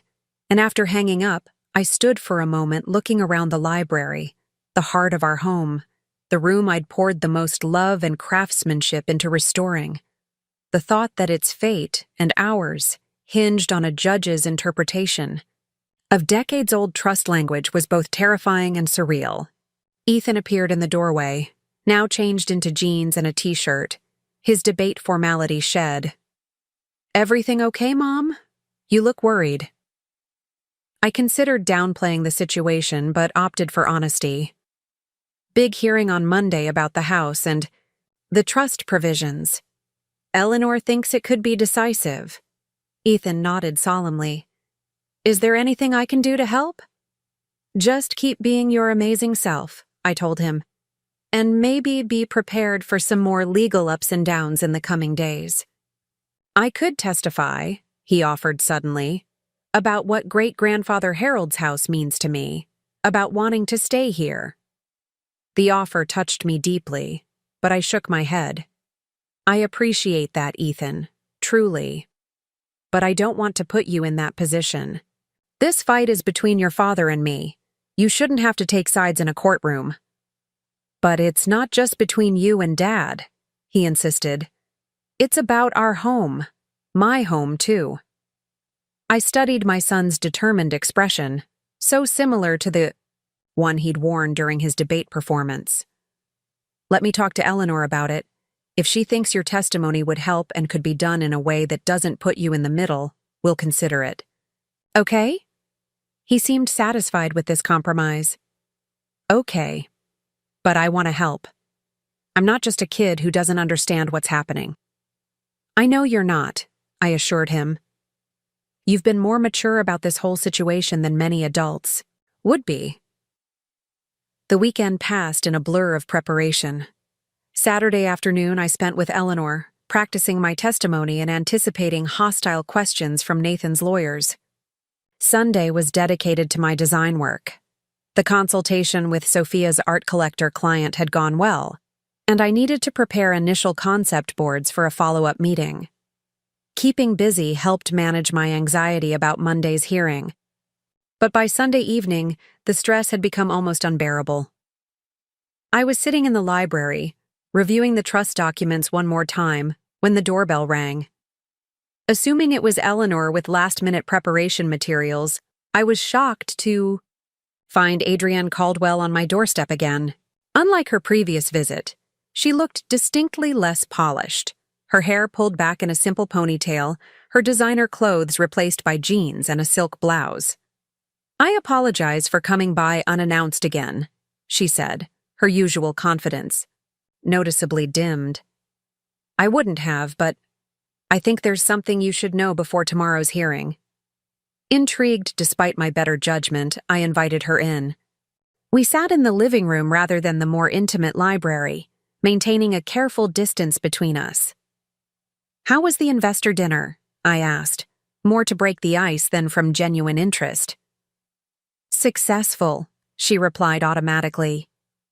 "The Hardwicks are fully committed to the project, along with 3 other major investors." She paused, then added, "Nathan mentioned he attended Ethan's debate competition, said the team won." "They did. Ethan was brilliant." Adrian nodded, then seemed to steel herself. "Olivia, there's no delicate way to put this. Nathan is planning to present fraudulent evidence at tomorrow's hearing." The blunt statement hung in the air between us. "What kind of fraudulent evidence?" I finally asked. "Altered trust documents. His legal team has created versions with subtle modifications to the language about residence rights. The changes are small but significant, enough to undermine your claim if the originals aren't available for direct comparison." My mind raced with implications. "Why are you telling me this?" Adrian looked down at her hands. "Because it crosses a line. Business is business, and divorce is complicated. But deliberate fraud in a court proceeding is criminal." She looked up, meeting my eyes directly. "And because when Nathan showed me the strategy, he laughed about how you'd never notice the differences since you've never understood legal language anyway." That level of condescension and dishonesty, it made me see things more clearly. I studied her face, looking for any sign of deception. "This could be a trap. You telling me this so I'll make accusations in court that make me look paranoid and vindictive when they can't be proven." "A reasonable suspicion," she acknowledged, "which is why I brought this." She removed a flash drive from her purse. "It contains emails between Nathan and his legal team discussing the document alterations, plus PDF comparisons showing the changes. I also included screenshots of the original trust documents from Nathan's secure server, which should match the official versions Edward has." I took the flash drive, still suspicious. "Why would you do this? You're risking your relationship with Nathan, possibly even your job." Adrian was quiet for a moment. "The waterfront project is important to me professionally. I've worked on the marketing and community engagement for over a year. But my professional reputation is built on integrity. If Nathan is willing to commit fraud over this, what other ethical lines might he cross in the business? Lines that could implicate me?"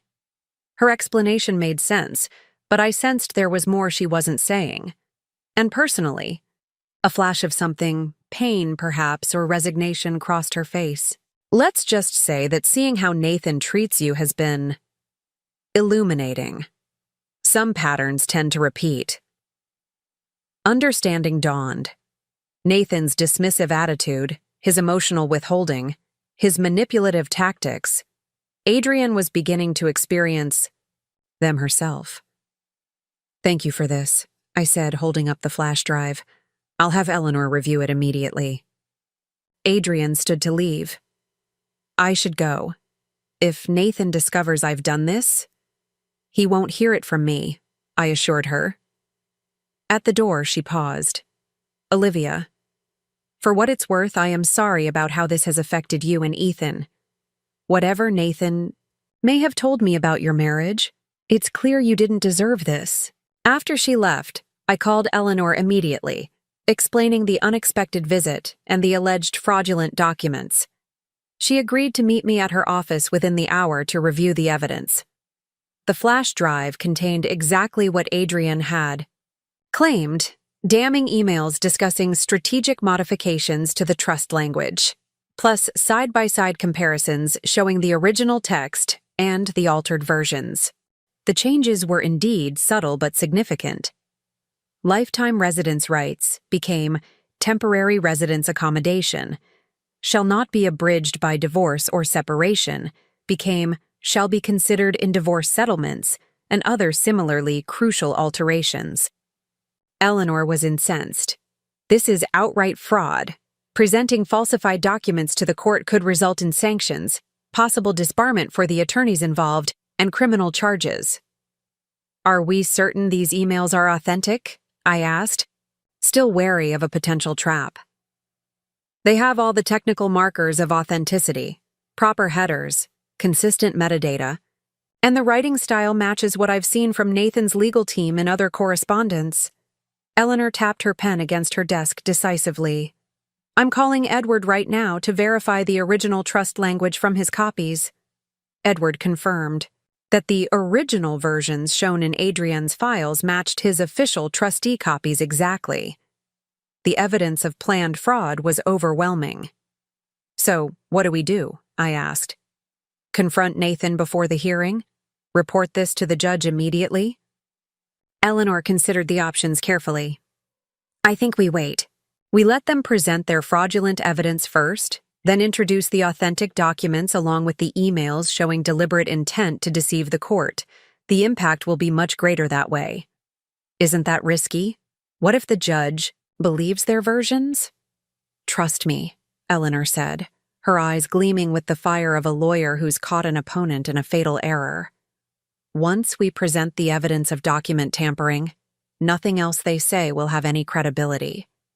This kind of fraud is a nuclear option. It destroys everything in its blast radius, including any legitimate arguments they might have had. The next morning, I dressed carefully for court in a conservative navy suit, my hands shaking slightly as I fastened my grandmother's pearl earrings. A small talisman of strength from a woman who had faced her own difficulties with grace. Ethan was already in the kitchen when I came downstairs, dressed for school but clearly anxious about the hearing. You look nice, Mom. Very official. That's the goal, I said, attempting a confident smile. Professional, but not overly formal. You're going to win, he stated with touching certainty. The trust is on our side. Great-grandfather Harold is on our side. I squeezed his shoulder gently. I hope so. But whatever happens today will be okay. Remember that. I know. He hesitated, then added, I told Mrs. Perkins I might need to leave school early, depending on how things go. She said it was fine. Ethan, that's not necessary. The hearing could take all day and— Mom, he interrupted firmly, this is about our home. I should be there for the decision, whatever it is.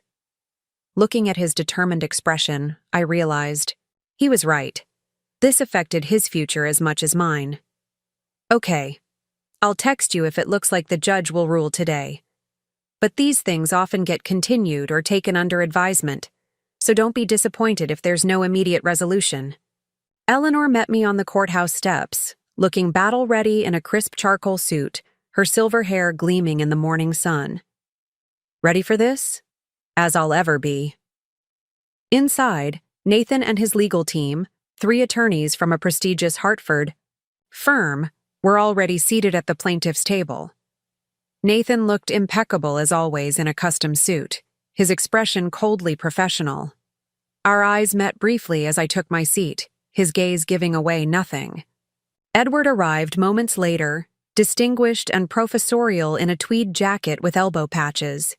He nodded cordially to Nathan before joining us at the defense table, his calm presence reassuring. Judge Harriman entered, a stern-looking woman, in her 60s with reading glasses perched on the end of her nose. After the customary rise and be seated, she got straight to business.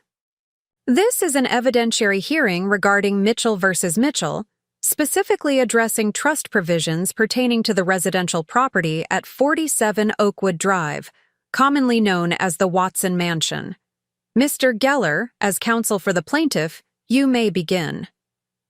Nathan's lead attorney, a silver-haired man with an air of patrician authority, approached the bench. Your Honor, this case hinges on the proper interpretation of trust language created nearly 50 years ago, in very different social and legal circumstances. We'll demonstrate that while Harold Mitchell's trust does contain provisions regarding family homes, those provisions were never intended to prevent legitimate business transactions or to grant perpetual residence rights to non-blood relatives following divorce. I watched as he smoothly presented their case, calling their trust expert to testify about evolving interpretations of family trust provisions. Nathan then took the stand, speaking eloquently about his grandfather's business acumen and how Harold would have surely supported the waterfront development as a significant family business opportunity. Then came the moment we'd been anticipating. Geller approached the bench with a document.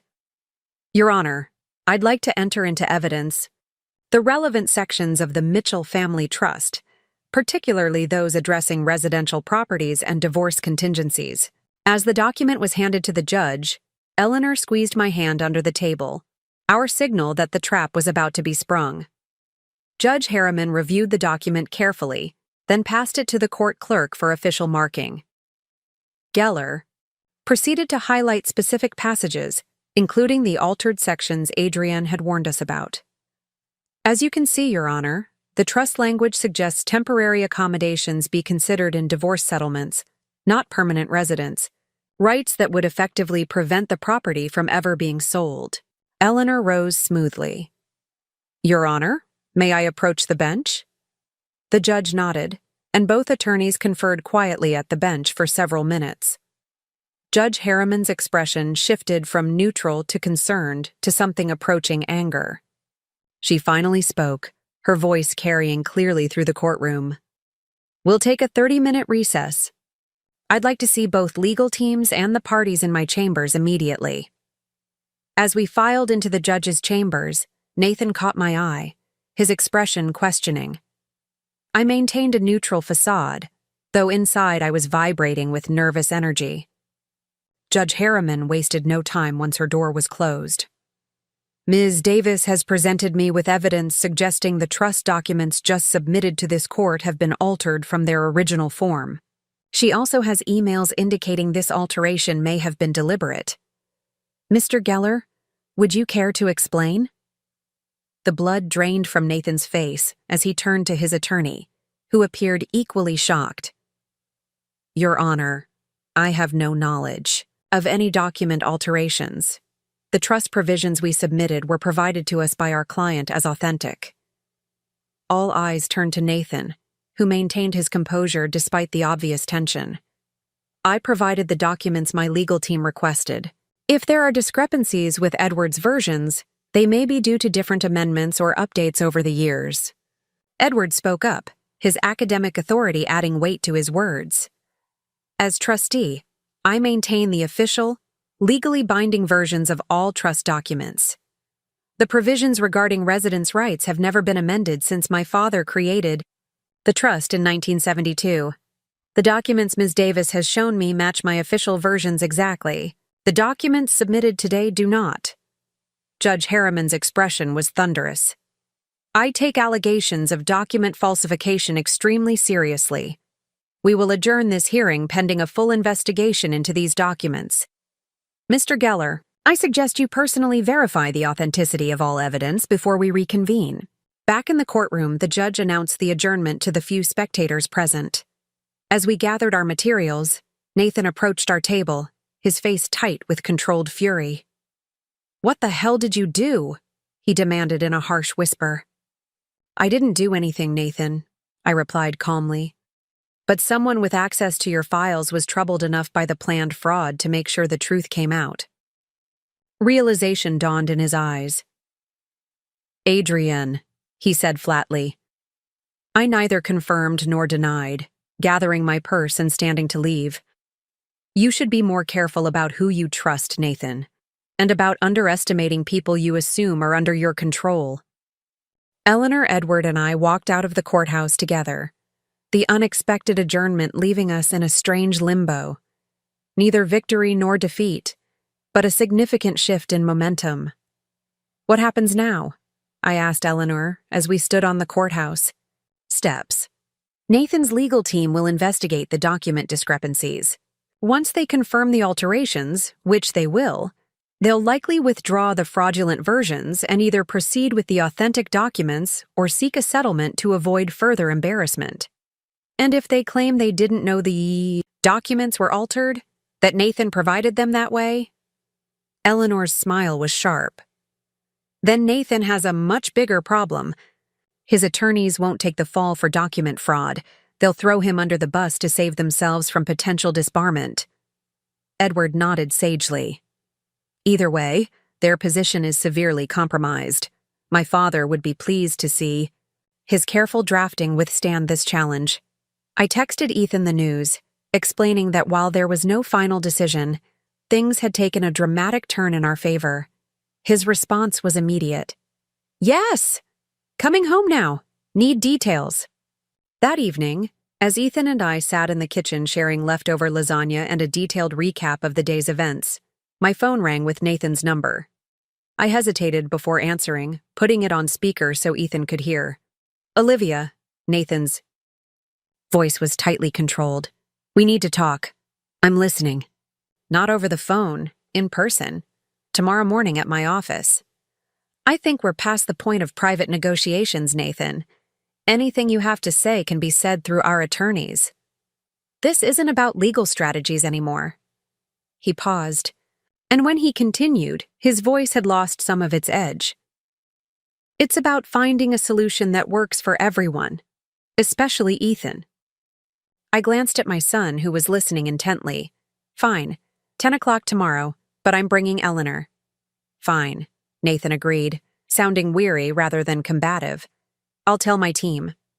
After hanging up, Ethan looked at me thoughtfully. Dad? Sounded different, less, I don't know, arrogant? Nothing humbles quite like nearly getting caught committing fraud, I said dryly. Do you think he's going to give up? Let us keep the house? I wished I could offer certainty, but the truth was more complex. I don't know, Ethan, but his position is definitely weaker now, and ours is stronger. That's a good start. As I lay in bed that night, I reflected on how dramatically my life had changed in just a few weeks. From devastated, blindsided wife to determined adversary fighting for our home, the transformation surprised even me. Whatever Nathan proposed tomorrow, I would evaluate it from a position of newfound strength, not desperation or fear. For the first time since this ordeal began, I slept soundly, without the anxiety that had become my constant companion.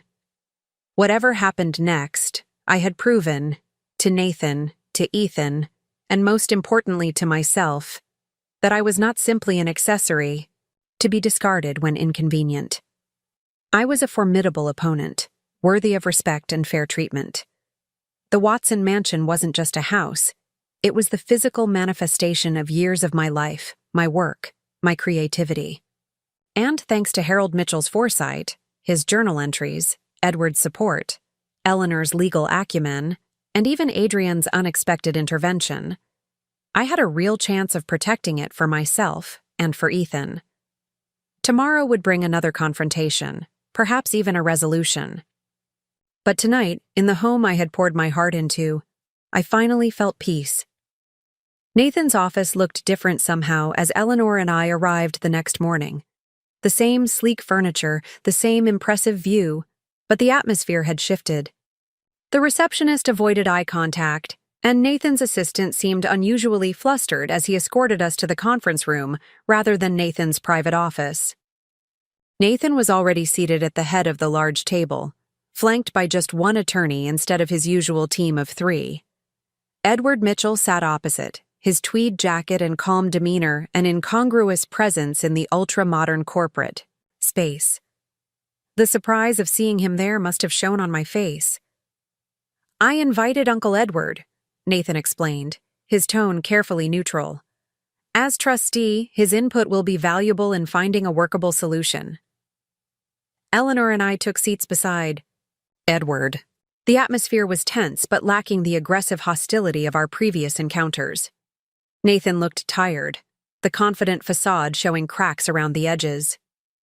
Before we begin, Nathan's attorney said, I want to state for the record that our firm had no knowledge of any document alterations. We're conducting a thorough internal investigation to determine how this occurred. That's between you and the Bar Association, Eleanor replied coolly. We're here to discuss settlement terms, not document custody issues. Nathan cleared his throat. I've spent the night reviewing our options. The situation with the waterfront development is complicated. The investors are committed, But the timeline is creating significant pressure. He straightened a pen that was already perfectly aligned with his notepad. I'm prepared to offer a compromise that addresses everyone's interests. I remained silent, waiting. This was clearly rehearsed, and interrupting would only prolong the process.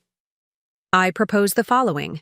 The house remains in my name, but you and Ethan have guaranteed residence rights until he graduates high school. At that point, we reassess. In return, you withdraw all claims based on the trust provisions, allowing me to use the property as collateral for alternative financing. Edward leaned forward slightly. And how does this address the trust requirements that the property remain a family home? Nathan shifted his attention to his uncle. The property would remain a family home. Olivia and Ethan would continue living there.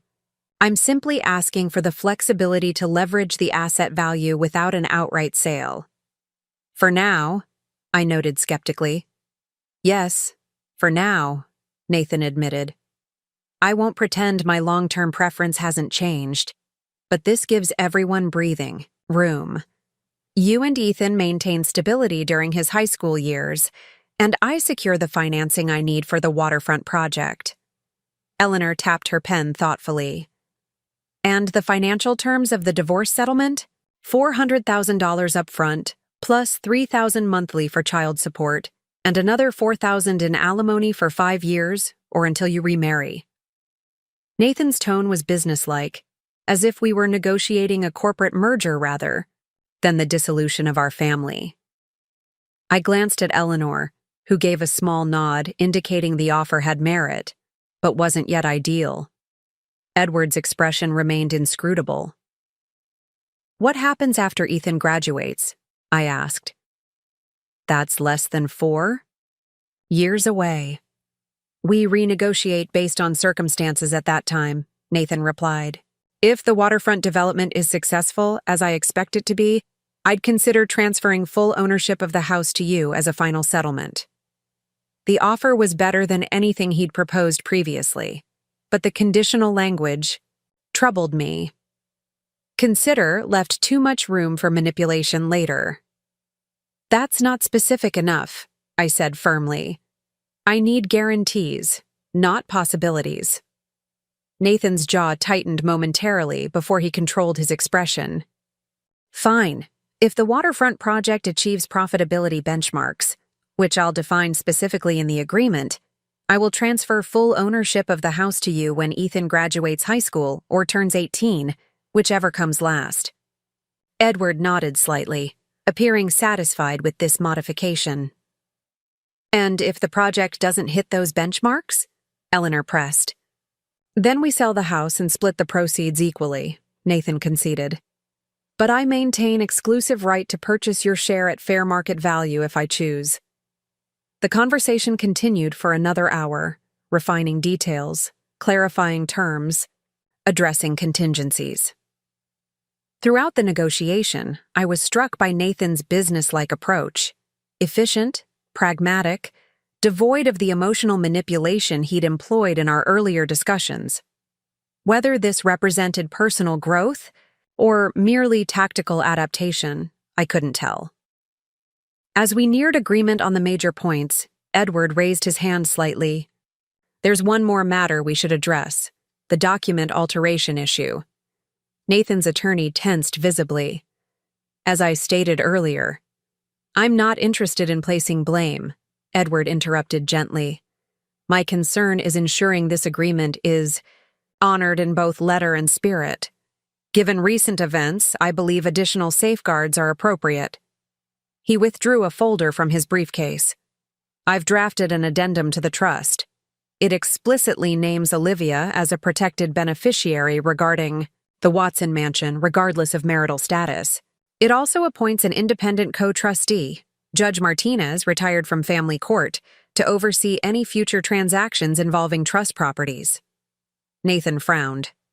That seems excessive.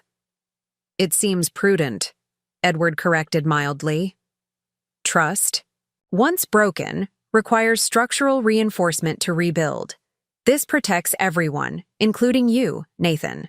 No one can later claim undue influence or improper procedures if an independent trustee has approved all transactions. After some additional negotiation, Nathan reluctantly agreed to Edward's addendum. As the meeting concluded, I felt a complex mixture of emotions: relief that we'd found a workable solution, lingering anger over Nathan's earlier tactics, and cautious optimism about securing our home long-term. Outside in the hallway, Eleanor squeezed my arm encouragingly. That went better than expected. Nathan clearly wants to avoid further scandal or court proceedings. Edward nodded agreement. The document fraud attempt was a blessing in disguise. It gave us leverage we might not otherwise have had. As they continued discussing legal details, I noticed Nathan standing alone at the window of his office, silhouetted against the city skyline. On impulse, I excused myself and knocked lightly on his open door. "May I come in?" He turned, surprise briefly crossing his features before the professional mask returned. "Of course." I entered but remained near the doorway.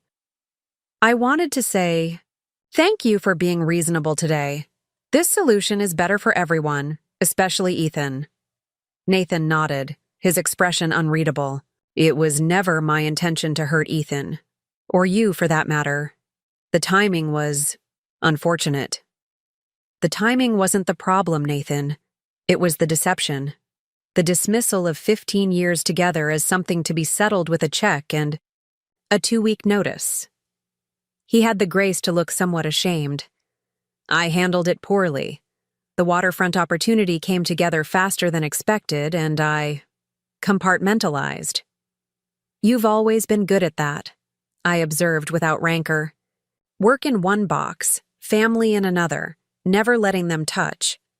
Nathan was quiet for a moment. "Adrienne resigned this morning," he said finally, "effective immediately."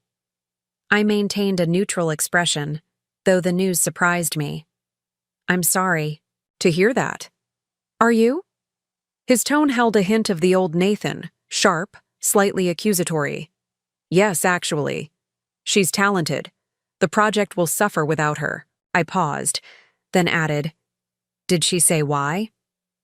"Ethical concerns about leadership," he quoted with a grimace. "She was quite specific about certain behaviors she couldn't condone professionally." I chose my next words carefully. "Perhaps that's something to reflect on then." Nathan's gaze returned to the window, to the city he was reshaping through his developments. "Perhaps." The conversation seemed to have reached its natural conclusion, but as I turned to leave, Nathan spoke again. "The house, your renovations, they were extraordinary." The admission seemed difficult for him. I never properly acknowledged that. "No, you didn't," I agreed quietly. "The library especially. My grandfather would have loved what you did with it. He was fanatical about original details, historical accuracy." "I know." I read his journals. Nathan nodded, still looking out at the city. "Tell Ethan I'll call him this weekend. About college visits, maybe. Harvard has a strong debate program." "He'd like that," I said, surprised by the genuine effort. "Goodbye, Nathan."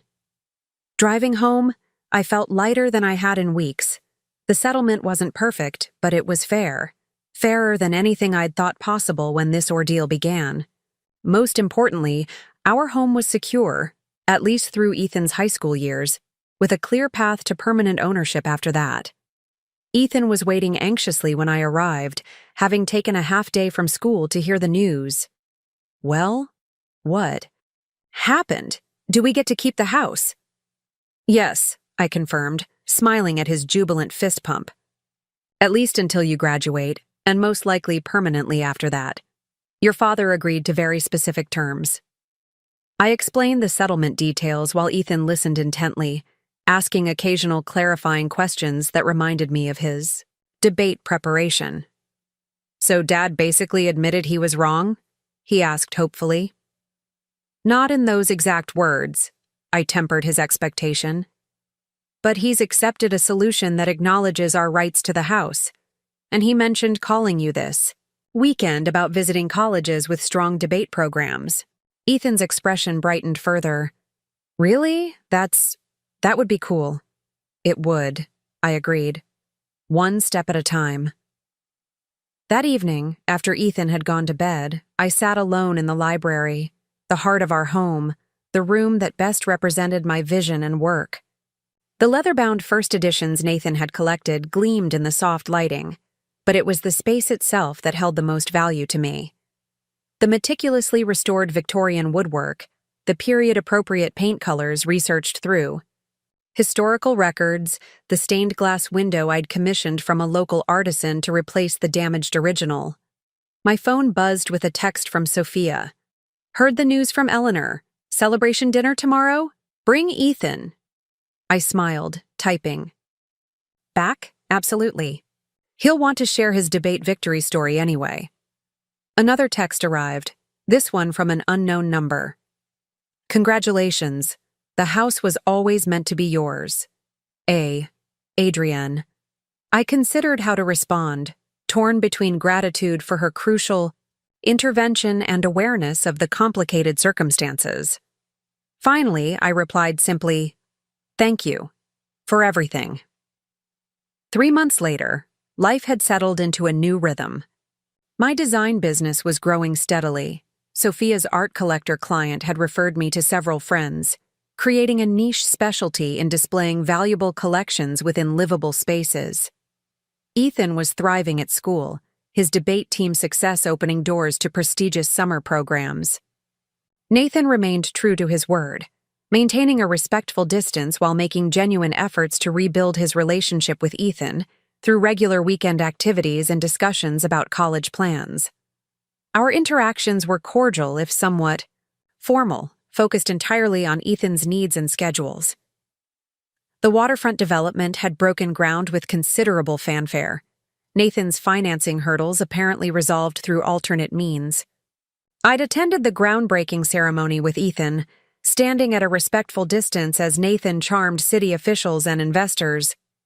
Adrienne was notably absent, having apparently relocated to Boston for a position with a sustainable development firm. One crisp autumn afternoon, I arrived home to find Edward Mitchell waiting on our front porch, a leather portfolio under his arm. Edward, this is a pleasant surprise. I greeted him warmly, genuinely happy to see the man who had been such a crucial ally. I was in the neighborhood for a lecture at the Historical Society, he explained as I invited him in, and I wanted to deliver this in person. Inside the library, he handed me the portfolio. The final paperwork from the trust modifications.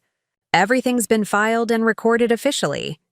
Your residence rights are now formally documented, independent of your marital status. Thank you, I said, feeling the weight of the documents, not just physically, but what they represented. Security, stability, recognition.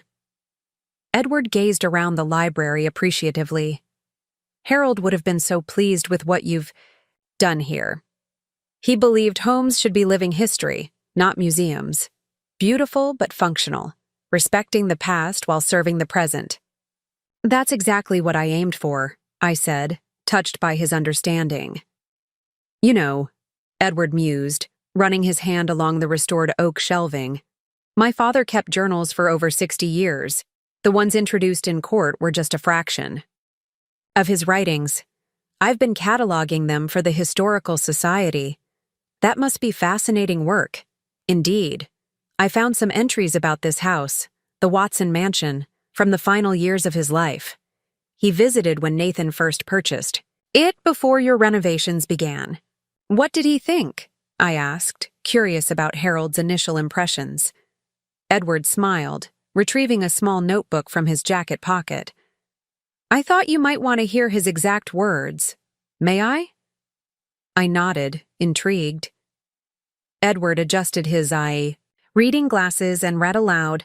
October 12, 1998. Visited the Watson Mansion today, now in Nathan's possession.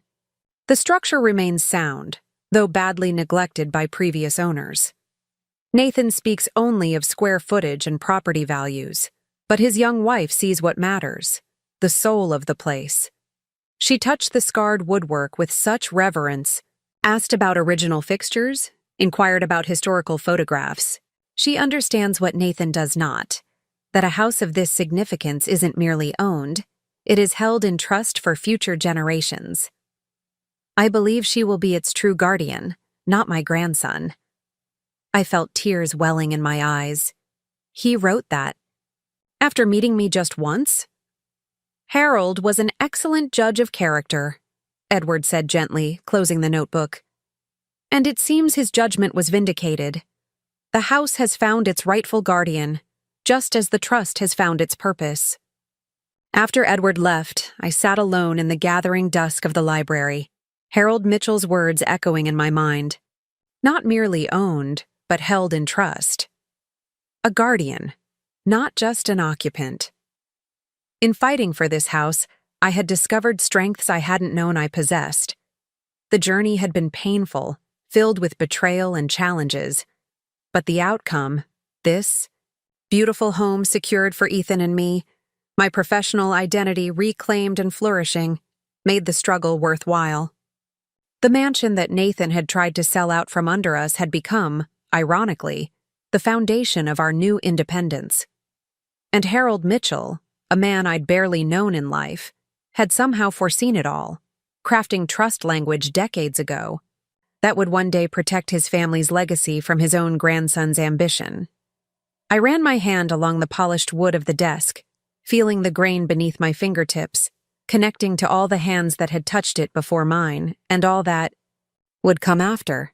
Some battles are worth fighting, not just for what you gain, but for what you discover about yourself in the process. And some victories are sweetest when they honor not just your own needs, but the wisdom and foresight of those who came before. Up next, you've got 2 more standout stories right on your screen. If this one hit the mark, you won't want to pass these up. Just click and check them out.